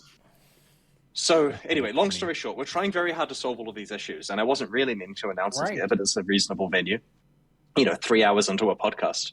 To answer your question of how many things, we don't have the exact numbers because this is coming in a bit down to the wire in terms of us trying to get everything ready for launch, but it's looking like roughly 15-ish types of things in the mystery box, ignoring variations for a second. So there's a much higher chance that you open something that's distinct. And then there's several variations of each. I think we're averaging around 5. Now, this could be changed, of course. We'll cull any ones that we don't like. We might add some new ones in if we think of cool ideas. But it comes out to around 70 distinct things in the box, including the color variations. This does mean that a user, the box is priced at 50 points now because there's both basically consistently high value stuff in it without duplicates. And so this means a user who wants literally everything could spend $350 worth of points in order to get everything from the box. But previously, if you spent that, there was no guarantee at all that you were getting all of the things, whereas now you do complete the entire set. I have to say, as stupid as this will sound to a lot of people, of anything you've done in PoE in the last 4 years, I genuinely think for me as a player, this is the best thing you've done. Because it's like it sounds really stupid to a lot of people, but I think that's a really good stance to take. So you get completely. We were petrified. We were petrified that we would unveil the new microtransactions in the supporter packs, and people would say, "I don't like these. Give us the old ones back." And then we've got this entire mystery box full of new style micros that do interesting gameplay stuff. And we'd be thinking, oh dear, what do we do now? And so it's been incredibly risky to change monetization stuff. But the goal here is just to make it more interesting. Here's the thing, right? You say to us before, Chris, do you actually enjoy Path of Exile? You talk about hard mode. Do you actually love the game? I do love the game. But I wasn't so excited about some of the stuff we were selling recently. Whereas this stuff is very exciting, right? We're trying to make it so it makes us passionate again. And when we're talking about the supporter pack stuff, even silly stuff like the blood-sucking insects that appear all over your character, it's just hilarious. You just do it, and people are like, what are you doing, bro? Right? It's just funny to play with that stuff. And we kind of feel there's an extra level of value. Maybe it goes with the theme of what your character looks like, but the ability to just kind of troll other players with it is a lot of fun. Yeah, that's great. It's super cool from my perspective. I mean, MTXs have been lackluster for a very long time. There's been so many games that have all these innovative methods of rewarding the player, and this was I don't know, it just always felt really stale. Here's a set of wings, here's another set of wings. I've really liked the art we've been making for the MTXs. That's the thing. I like the quality of the armor sets. It looks great. They go really well together. I have no problem whatsoever with what things look like. There's so much creativity. It's just that at the end of the day, they were inert. You look like a god, but you're just some level 7 character that slapped it on. You're not necessarily very good at the game as a result. Whereas this new stuff encourages you to be better at the game, right? It triggers based on gameplay things. It causes things to happen when you crit. And the result of this is you're like, I'm going to crit more often because I like that cool effect. And it actually funnels you into better character building. Or at least that's the goal. It rewards you for engaging with the game properly. And so that's the reason why we're trying very hard to have all this cool stuff that... Yeah, there's some really fun stuff in the mystery box, actually. Anyway, I'm not going to spoil too much. We'll make a video. We'll show you. That's awesome. Perfect. Thank you for that, Chris. You're welcome. Will anyone ever see this? I mean, I know they obviously watch the podcast, but this is 3 hours in, so they might have given up in the Sentinel part and wouldn't get the to thing this. which I do find particularly enjoyable about that is everyone's like, Tarke, no one cares about monetization. What is wrong with you? This will probably be the bit which gets clicked the most all over Reddit and everything. So, yeah. I think they pieced out after the first hour of the podcast because we were kind of talking about it's we're supposed to talk about Sentinel and concrete things, and we're asking you about all these. How dare you talk about game design? We're not interested. It's so much more that. interesting to us. I don't know. Yeah, no, of course, exactly. There is a risk here because with the mystery box stuff, I could have just waited, structured a news post, got 4 people to proofread it, got a copy editor involved, made a video. We will obviously do all of those things, and then released it where we control the messaging, right? Yeah. But here. It's just an arbitrary explanation that if it gets clipped, maybe missing context, and Reddit decides, actually, I hate this, then we have a large uphill battle. So it is very risky to reveal it on the podcast, but I'm hoping people will take it at face value and understand the context and also be very excited about it because it is kind of low-key one of the coolest things we're doing at the moment. This is the best MTX decision you've made since, you've never made a different MTX decision. Since the inception of the game, right? You've tried a lot of things that just kind of when I heard them, I was like, nah, that doesn't fly. I'm actually, now I kind of want to buy a mystery box. It's been a very long time since I've felt to myself, I want to buy more mystery boxes. Oh yeah, the Lost Ark player wants to buy some mystery boxes, huh? Okay, dude. Nice. I'm sorry, we don't put any advantage in these boxes. Well, then I'm out. It was funny to me though when everybody was jumping in my stream. I'm playing Lost Ark. Like the game's just constantly doing the thing that Tarke did. That said like, oh, I have to buy like peons to even be able to engage with the auction house to buy like my equipment. And people are like, we're so upset about the Kirak pass thing, and I'm just like, I'm so tired. So one of my favorite micros is just a general one you can buy with points in the store, but basically it's a skin for the Marauder, where it tracks how much strength you have. And if you have a low amount of strength, you look like normal. And then the more strength you have, the more jacked the Marauder gets, until he's like totally hulking out. And so internally, this has got the name the Marauder. And yeah, we're trying to decide, do we actually go with that for the release name? You have to. Marauder skin. Yeah. So, but we're trying to just do fun stuff like that, because if you build a Marauder who's got masses of strength for whatever build you're doing, and he's just walking around town with his, like, just looking like he's been in the gym for the last 4 years with steroids, like it fits your build and it's funny, because people aren't going to realize it's a micro. They're just going to say, dude, how do I get swole like you? Nice. Big beef. Sick. Yeah. So We'll we're make having Chris some fun late with for it, his but it interview. should be good. We've made Chris late yeah. for his next meeting, so please release People him. will wait. All right. Well, in that case, Chris, I'd like to thank you very much for coming on. I hope we didn't grill you too much. And yeah, looking forward to seeing what comes in 318. I had a great time. Thanks everyone for your time. Thank you And very see you much. this weekend. Chris. Awesome. Right. Thank Catch you Chris. later. Thank you. Bye. Yeah. I Chris, think we're that waiting went for you well. to leave to continue to talk behind your back. Oh, wait, no, hang Is on. it safe No, for I me can to- say the thing. I can say the thing. Chris, you can go now. All right. Thank you for your permission, sir. Perfect. Nice. I guess to clarify to the 3 people like still here, Yeah. I don't know. At least my perspective when it comes to discussing with Chris, like the more long-term things is like are you giving the community the fishing rod or the fish? I feel like Oh, for it's asking totally, like concrete yeah. stuff, we're like only getting the fish. But if we're getting like the broad scope of like where things are leading, it's so much better if he tells us like his philosophy on these things so that we know what to expect long term. Like we can anticipate a decision, right? So That's why totally a my lot of opinion these on it are as like well. super. Yeah, that's why so many things are just not super concrete. Although I still think that we got some of those questions answered. I think it's also it's one of those things of there are just so many random specific questions that you can ask, and you'll never answer all of them. But having like a big conversation on like your main philosophy for like loot going forward will have a lot more long-term effect outside of this one individual podcast. Auction house, glacial hammer. What about trading? Those are all 3 on par with one another, yes. I'd like to give a special thank you to the people in chat who asked good questions, who had taken into account things that have been discussed to death on previous podcasts, actually watched the announcement video and Q&A afterwards, because a lot of the questions that were being asked were answered in the Q&A that we did earlier and in the reveal. But, for those people who did come up with the good questions, thank you. It was very good. I appreciate. I think my favorite thing you did, Ziggy, there was everyone's like Sentinel, our Sentinel, and you're like, what Sentinel question, my dude? There's strangely few replies to that. Yeah. It is always like a big generalization, where like even the announcement thread had a lot of like negativity about the situation, but it's so hard to even see like questions in there. There's just nobody asking questions. And when the podcast trilogy happened, that was like a big problem too, that like everybody's like, you're doing it wrong. And then we go, how do you do it? And they go, they just never say anything again. It's like, I think we did a good job on this one, though. Yeah. Beck said that was really cool. So Oh, I think we did I a good thought job. that was really cool. No, Beck said I was really cool. It's true. It's true. It was directed at Ziggy specifically. What was it that I said? Because I don't look at the Discord because I have the thing full screen, but I checked it on my phone. At one point, Beck says, Tarke, please. What was that? What was I going on about when she was saying that? Was that when I was hammering him on the UI? Probably Battle Brothers. Just in general. Battle Brothers is lit, dude. Also, I really anyone who hasn't played Backpack Hero, but I think Chris especially, like that's the game that does item weight well. Backpack Heroes is lit.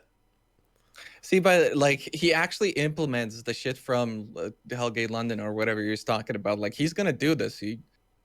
Like 7 years from now, we're gonna have a clip of that happening. And It's a really okay. So for anyone, it's completely free. It's just an itch.io game. You can check it out now.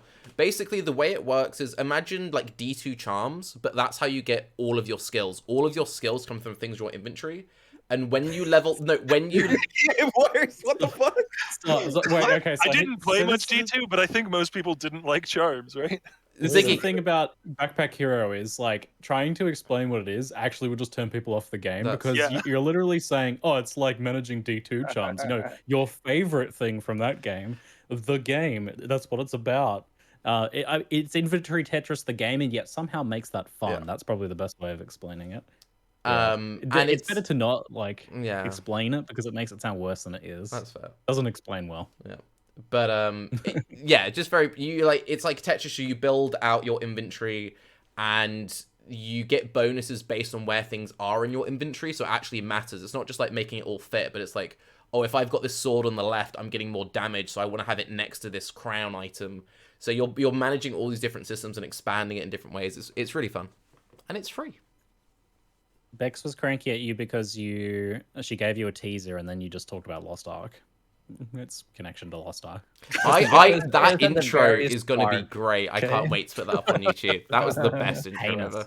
I didn't know if I was Heinous. gonna say something. I was like, I'm gonna try and keep it organic. You know, I was like, did we get ahead of the meme or like? No, that was good. But Dying. Tarke always has the perfect way of managing these things. Yeah, Chris leaned into it. That was great. yeah, it was good. He's a good spot.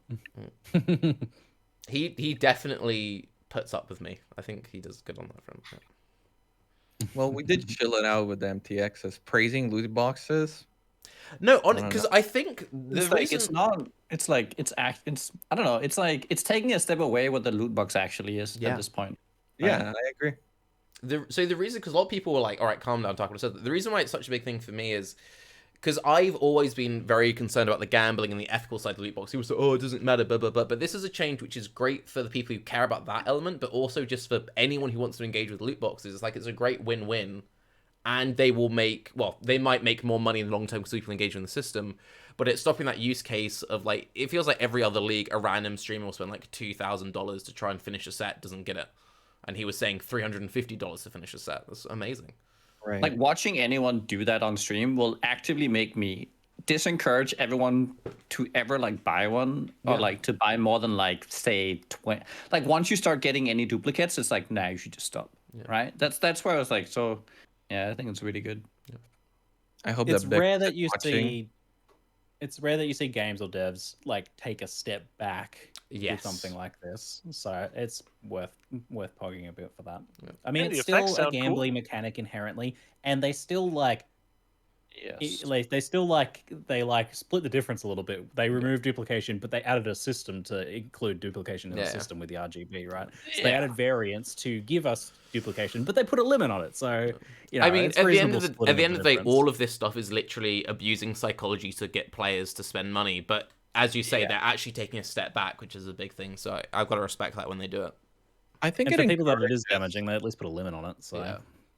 Well, I think it you're getting encourages healthy behavior in the long term because, like, the thing that I worried about for the longest time when it came to PoE monetization, it felt like it hasn't grown with the way that games have grown in terms of how it was monetizing, and most of that came from like this fear of everything falling apart. So for them to now potentially like give up on some earnings to actually go in the right direction, I think long term that promotes people actually engaging with the system more. Because that's what like supporter packs were initially. Like it was just a super positive system, so people wanted to engage with loot boxes, and even to a certain extent, the pass. It's just not right. So to do this now, hopefully, it will encourage them as they see monetary improvement to like continue in this direction and maybe change systems that are kind of like subpar the same way that loot boxes were, and maybe still will be in the future. But maybe they can continue to change it in a positive way. I mean, Chris kind of touched on it at the end of his, his allotted time on the show before Tarke shooed him off, where he said that like he was afraid that there was going to be some kind of negative reaction to the new supporter pack stuff that they introduced with the the wisdom scrolls causing books to pop out and the level up animation and all that. and that surprised me that they were like afraid that people were going to have a negative reaction to that. Yeah. Yeah.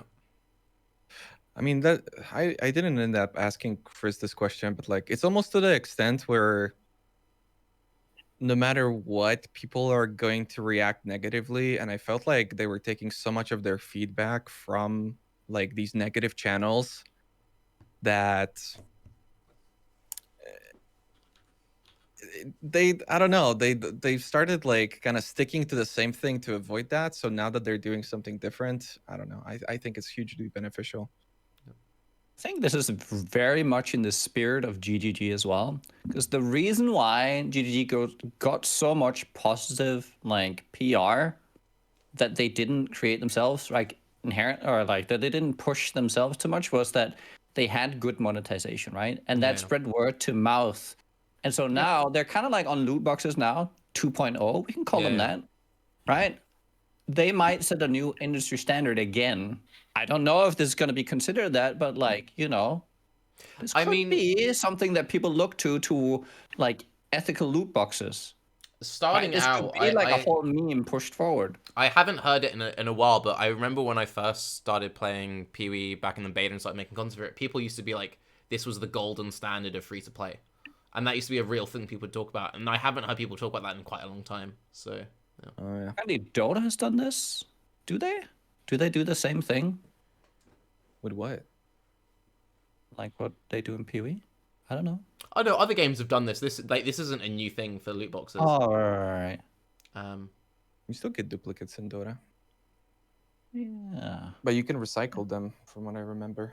Right. So this is more like instead of being able to like recycle or sell off, this is more like a loot box slash battle pass combined kinda, where it's like your experience is your money and you just keep progressing your battle pass, which is the loot box. I mean, and also I from a mean- business point of view, it's much better. Like, we're just hyping up. Like, I still think loot boxes are kind of shitty, but it's much better they're hyping up and we're being positive than like with the Kirik's Vault Pass thing, where people are making videos about the things they don't like about the system. I think it's way better from this point of view, because it's you want positivity. That was one of the things that I found frustrating with like Pathx the last couple of years, is like whenever something new comes out, it's like, right, let's all fucking complain about this on YouTube. Yeah, oh, you know, it's like, oh. I'm not being called out here because I don't post on YouTube, so easy to anybody who thinks that was about me. What I really like is like, for once, we actually like with boxes and stuff, you rarely know how much you have to spend to get what you want. At least there's like, I really like the fact that there's a limit. Like there is it's kind of done, and that's it. I really do like that. To get off the loot box thing, just do a quick summary, then we can wrap up and people can go home and stuff. Just out of interest, if we go round table, what was your main takeaway from today? Was there anything that we found reassuring, we found interesting, or? I like that despite how long the game has been in development at this point, and you know how lofty the goals are for things like PoE 2 and all that, they seem to have a development mindset, at least from what they've been telling us, of being willing to experiment with things. I mean, even just in like experimenting with having a league where they leave the meta in the exact same state for a league and see what happens, or you know, they experiment with the monetization like we were just talking about. Like they very much don't want to settle into having the exact same rote model. I mean, obviously there's some overarching things that haven't really changed, but they do seem willing to still take the occasional risk, which is good. Archnemesis' inclusion into the core mod pool seemed... I already thought it was bigger than they were letting on, and then it seems like it's even bigger than that. 80 modifiers. I am still pretty scared that like it's gonna be like a less good experience overall, but there is a hope there that, hey, maybe fighting rares becomes really interesting and engaging again. We actually have little battles with them. I mean, that would be a good outcome if that does happen. I don't know. I'm a little nervous about it still, but hopefully that is the end result. It's the Hopefully one we get thing closer to that, maybe. It's the one thing I'm most excited about for 318, and that was before I even knew about the 80 mod thing. So I think that'll be wild. I'm looking forward to it. I don't understand why they're not talking about it more. Like it's such a massive giant thing. impact. And like I remember in Ultimatum League when we had Chris on and we were discussing incubators, and at a certain point he was like, "Guys, incubators aren't that big of a deal. Like, don't worry about it." This kind of like struck me as the same thing where they like kind of mentioned it, and Chris talked about it a little bit, but then like 80 of them, I don't know. I feel like that's gonna be because this isn't like Sentinel League This that is the might whole go core game. or doesn't. It's the whole game. Like this is like the Atlas rework. That shit's in. You know, they might like modify it, but it is the game. And so I don't know. I feel like some reassurance in that aspect could serve them well, unless the system is just that good, which But even then, you want to talk about it, right? Because it's yeah. this is way But- bigger. This is way bigger than like let's buff monster life by 50%, and yet we'll get a whole Right? manifesto about that. You know, this is like insane. I don't think they want to like. I don't think they want to push expectation too much on this as well, because I don't think they really know what the implications are Right. either. Like big picture and long term, and they want to allow them. I think they want to allow themselves to tinker with this without saying like this is what we have. You will be very excited and all that. Now, this is what I'm really looking forward to. How many people are gonna get one shot by Legion monsters now? If that number goes down to where we rarely see those anymore, I'm like, yes.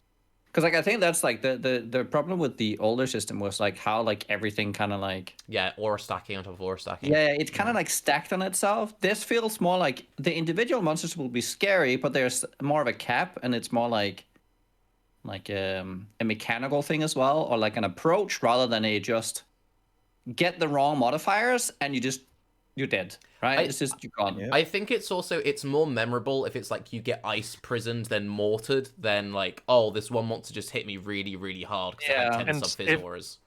As well as that, there's the whole thorny issue of like rare and magic monsters having higher quant and thus being a source of rewards. But if it meant that they could have fairly challenging content that cut down on the number of rare monsters on the screen at a single time, because individually the rare monsters are more impactful, that would be good, probably. You know, if you didn't have to have 12 rare monsters behind a heist door in order for there to be a threat on the other side of that heist door, and instead 3 or 4 rare monsters could be a threat, that might be a good thing. Well, that's a point. Everyone who's got their like infinite heist strategy at League Style, that could be super rippy. You just like heist is going to be open the door and it's like ice prison. Oh, that'd be good. That's terrifying. What the fuck? And 80 is such a large combination. I don't know. 80 is too much. I want to get a replica headhunter. Speaking of heist, stealing bloodline or stealing blue monster mods is going to be a lot more impactful now. Oh, what the fuck, bro? That's crazy. It might actually be really exciting now.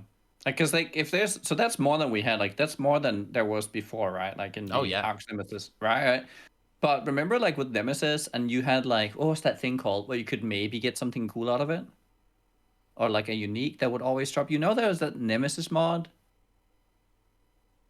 What, Inner Treasure? Yes. Yeah, So yeah. like I know like so.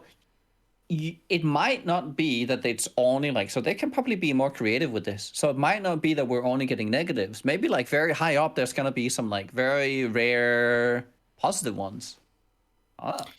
Yeah, you might have missed it. I brought that up to Chris, but he was unsure about it. Yeah, I was kind of hoping, like, since he added some developers, I was like hoping for like some sort of clarification, but went back to it. I don't know. To answer Tarke's like summarizing thing, I guess. I know that a lot of the questions that I ask have like if interpreted in such a way, have a negative undertone, I guess. But I feel like voicing the negative stuff on these sort of podcasts to show that Chris is still the same like passionate, smiling developer about this stuff, and he's willing to talk about it for 3 hours until eventually he like has to leave. Otherwise, he would continue the conversation. I don't know. To me, maybe I'm still naive after all these years. It's incredibly reassuring. It really shows me that he cares and that the other people care as well, and that passion is still there. And the reality is that I think that's the most important thing for a video game nowadays. If the devs don't care, because like even the monetization thing, I mean, They could have just went the Blizzard route and went, oh yeah, people criticize us no matter what we do, so we're just gonna fucking turn into the devil and just like implement all of those things that he mentioned. Could have like given them 10 times the monetization. It's like they could have, and I mean, realistically, nowadays people don't really vote with their wallets anymore, as Blizzard has not at shown. all. Yeah, not at all. Like everybody's on this high horse, but they're never gonna vote with their wallet. So they could have done it, and it probably wouldn't have impacted the player numbers in the way that people think that it would have. And they don't, they give a fuck. So to me, that's like the most important part. What about you, Nikki? I think that so what's really standing out to me is that I feel like they are really starting to like pull the experience from the last couple of years and put like what they've learned into like action within the game and trying to like not make the same mistakes. I think that's I feel like that's really shining through. I also think that they're stepping out of their comfort zone, not feeling as if I'm getting the feeling at least that they're like right on the money with everything. Like that certain things have to change, like quality of life, for instance. I think they're very much aware that like they can take some steps forward without it necessarily ruining some philosophy that they've had at the office for quite a while. I think, I mean, just look at what they're adding to the amount of push I had to do. I remember talking to Chris the first time in regards to like player agency and how hard it was for him to like no, everything had to be RNG. We can't give you this like leaks. Like we have to like give you a little bit of this because otherwise you will not find them interesting. To now where on the Atlas you can like, oh, I don't want this or this. I want to favorite these things, and then I have my perfect customized experience. Now that does take a game that has a wealth of content, but I think like kind of like growing up with your game and making adjustments that way is like really nice. And the one map thing, they were so vehemently against it. So much. We used to be able to run one map, and they were like, "No, we're fucking killing our game with this. You will not do this." And they did everything in their power to like cut it off. And now they're like, "Yeah, if you want to run one map, our game's good enough to keep you playing. So we're gonna implement it." And it's all about incentivizing like doing the other thing. Then, if you want us to do other things as well, then make more fun things. Because like the more everyone does one thing, especially when Chris, like, he's so involved in like an economically focused game. So what happens when everyone does the same thing? Well, the value of that goes down, and naturally everything else will become like more valuable. Unless SSF. Yeah. Well, yeah, it's like no, I think that's super powerful for sure. I mean, we've been interviewing Chris since like 2018, 2017 on Baeclast, and yeah, I remember repeatedly being like, why do we have to do this? Why can't we spec out of mechanic? Why can't we favor? So to finally have that is so amazing. Yeah. And they're giving us the power to do that, Before, it's like the sliders thing. It's like, no, you're not going to know. 6-second disconnect timer. You're not going to know how to use that. Like, no, we're modifying the game in like a super impactful way, and they're letting us do it. Although it is a little bit concerning that the thing that a large part of the community is most happy about is removing league mechanics, which is like removing gameplay is a good thing in PoE. Well, everybody's got their own least favorite league mechanic, True, you can look at it as adding gameplay rather than removing, but you're adding the thing that's like. I mean, Chris said it himself, though. It's like the game has gotten so wide at this point, and I'm sure, like, Octavian, you'll definitely do this at some point. But I just want to farm blueprints. So you're just going to go crazy on heist. You can do, like, heist anything for a bit, and then you're like, oh, I'm done with that now. Maybe I want to do a Legion spec. I know, I think it's really good to let people focus on what they want to do, because there will be people who love Blight, so they want to go all in Blight, whereas someone else, they're just like, it's not for me. So, I think it's good. Noogie perked up when you said Blight not for me. No. Sis wrote me a very nice message, so I was like, Oh, did I get a nice message, Ziz? I didn't get a nice message. Hang on. Let's not. I don't want to read. Right, what I'm most disappointed about this podcast? Where's my nice message? Where's my email? How about if you're nice, then you get nice messages. So be nice. Well, let's not ask too much of me, Noogie. Let's not get carried away. Let's be realistic here. Let's be real. You were being pretty okay. I saw the tweet like when Sis was like, "Oh, can we do this?" And you're like, "Oh." It was a very good Tarke impression. That was very good. Can I see that again one more time, please? I think I missed it fast. Maybe next time be like, "Oh yeah, sure, Sis. Here you go." Tarke was a little sassy. How unlike him. Yeah, just a little sassy. I don't know what you're talking about. I'm a chill, easygoing guy, just sort of like mellow. I want more. I want more positive, negative impressions of the podcast and Sentinel League and everything. Because only Tarke spoke, I think, a little bit. Me and Ziggy Diggy. About what? About Sentinel? About the things that Tarke asked. Tarke was like asking a question. Oh, and he was like, everybody talk about it, and then nobody. Talk about what? What and talk? Yeah, like the podcast and Sentinel, and what do you think about it, and all that. I did. I talked. Yeah, Ziggy did. Ziggy I did. answered first, You right? did. Did you go, Wait, Octavian? you said something, Octavian? I think I'm the only one who hasn't done my thing. Is my microphone on? I'm It's on. confused. My main takeaway is I think it all went very well. I think we all did great, and yeah, good job at us.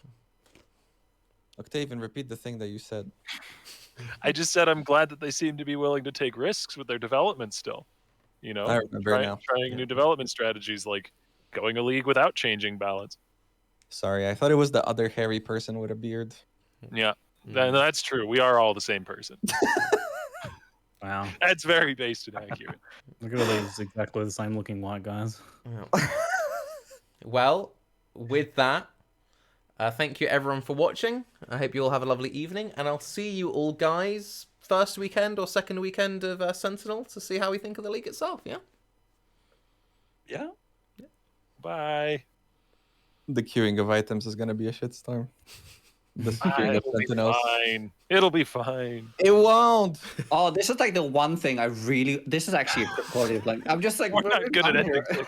Okay, Go on. okay. Hey, let me call Chris. No, go on, Nick. I'll call Chris. I'll get him back in the No, call. it's like I thought we already waved it. It's like you can just cut it there and we're good. No, you're good. I didn't wave, so it doesn't count. No, go okay. on, Nicky. Go on, Nicky. No, okay. But for that thing, I want them to start having broader, what do you call it? Hotkeys, like broader, more like streamlined hotkeys for like moving things around, right? So whenever you click like control, it'll always like move, no matter what menu you do, right? It could be your Sentinel from here to here, then you can control Alt, it'll do another thing, or you could even have like a drop on the ground or a delete or something, like those kind of things, just to like hop things around when you've already decided where they need to go. That is something I want them to do, because don't even then know. the Sentinel thing, you're like, boo, and everything is like sorted, and you're like, yeah, that's so nice. Pew, pew, pew, and then exalted orb. I'm serious. The Alkaiser impression, nice. It's so PoE doesn't even have like a thing to switch which mouse button you're using for what, right? Like you can't reverse them. I feel like I've seen that in every other game. It's so easy to do, but then like if you're coming over from a different game, PoE controls can be so like fucky for you. That's why I don't play other games. Ah. That's your mistake, Rise. I mean, I don't really either, but I played a different game for a couple months, and all of a sudden I'm the devil. I find it funny that nobody had a problem with me playing Lost Ark for an entire year, but like the second the game became popular, now you're Satan. You're the worst. It is what it is. Understandable though. Lost Ark is a piece of shit. To be fair, it's funny in the contract. I mean, it's in the contract of PoE. Like, PoE is a shit game with like an amazing developer, and Lost Ark is like an amazing game with a shit developer. I don't know. It's very bizarre to me. I think you're very bizarre. That's a shit take. What the hell? I mean, It's a shit game. I mean, Okay. Show me these amazing games then. Battle Brothers. you don't think Battle PoE's Brothers, gameplay, let's like, go! is a problem? At its I don't know. core, Yeah, like No. PoE's gameplay, the Okay. flasking and the running around and the No. fucking Yeah, 300 yeah. miles an hour, you know, pants running around and all this shit. Like, it's a shit game. I mean, come No, on. it's not. You don't play PoE for that. Do you play PoE for that? Some people do. Yeah. I don't know. If I didn't enjoy that, I wouldn't play PoE. What the fuck?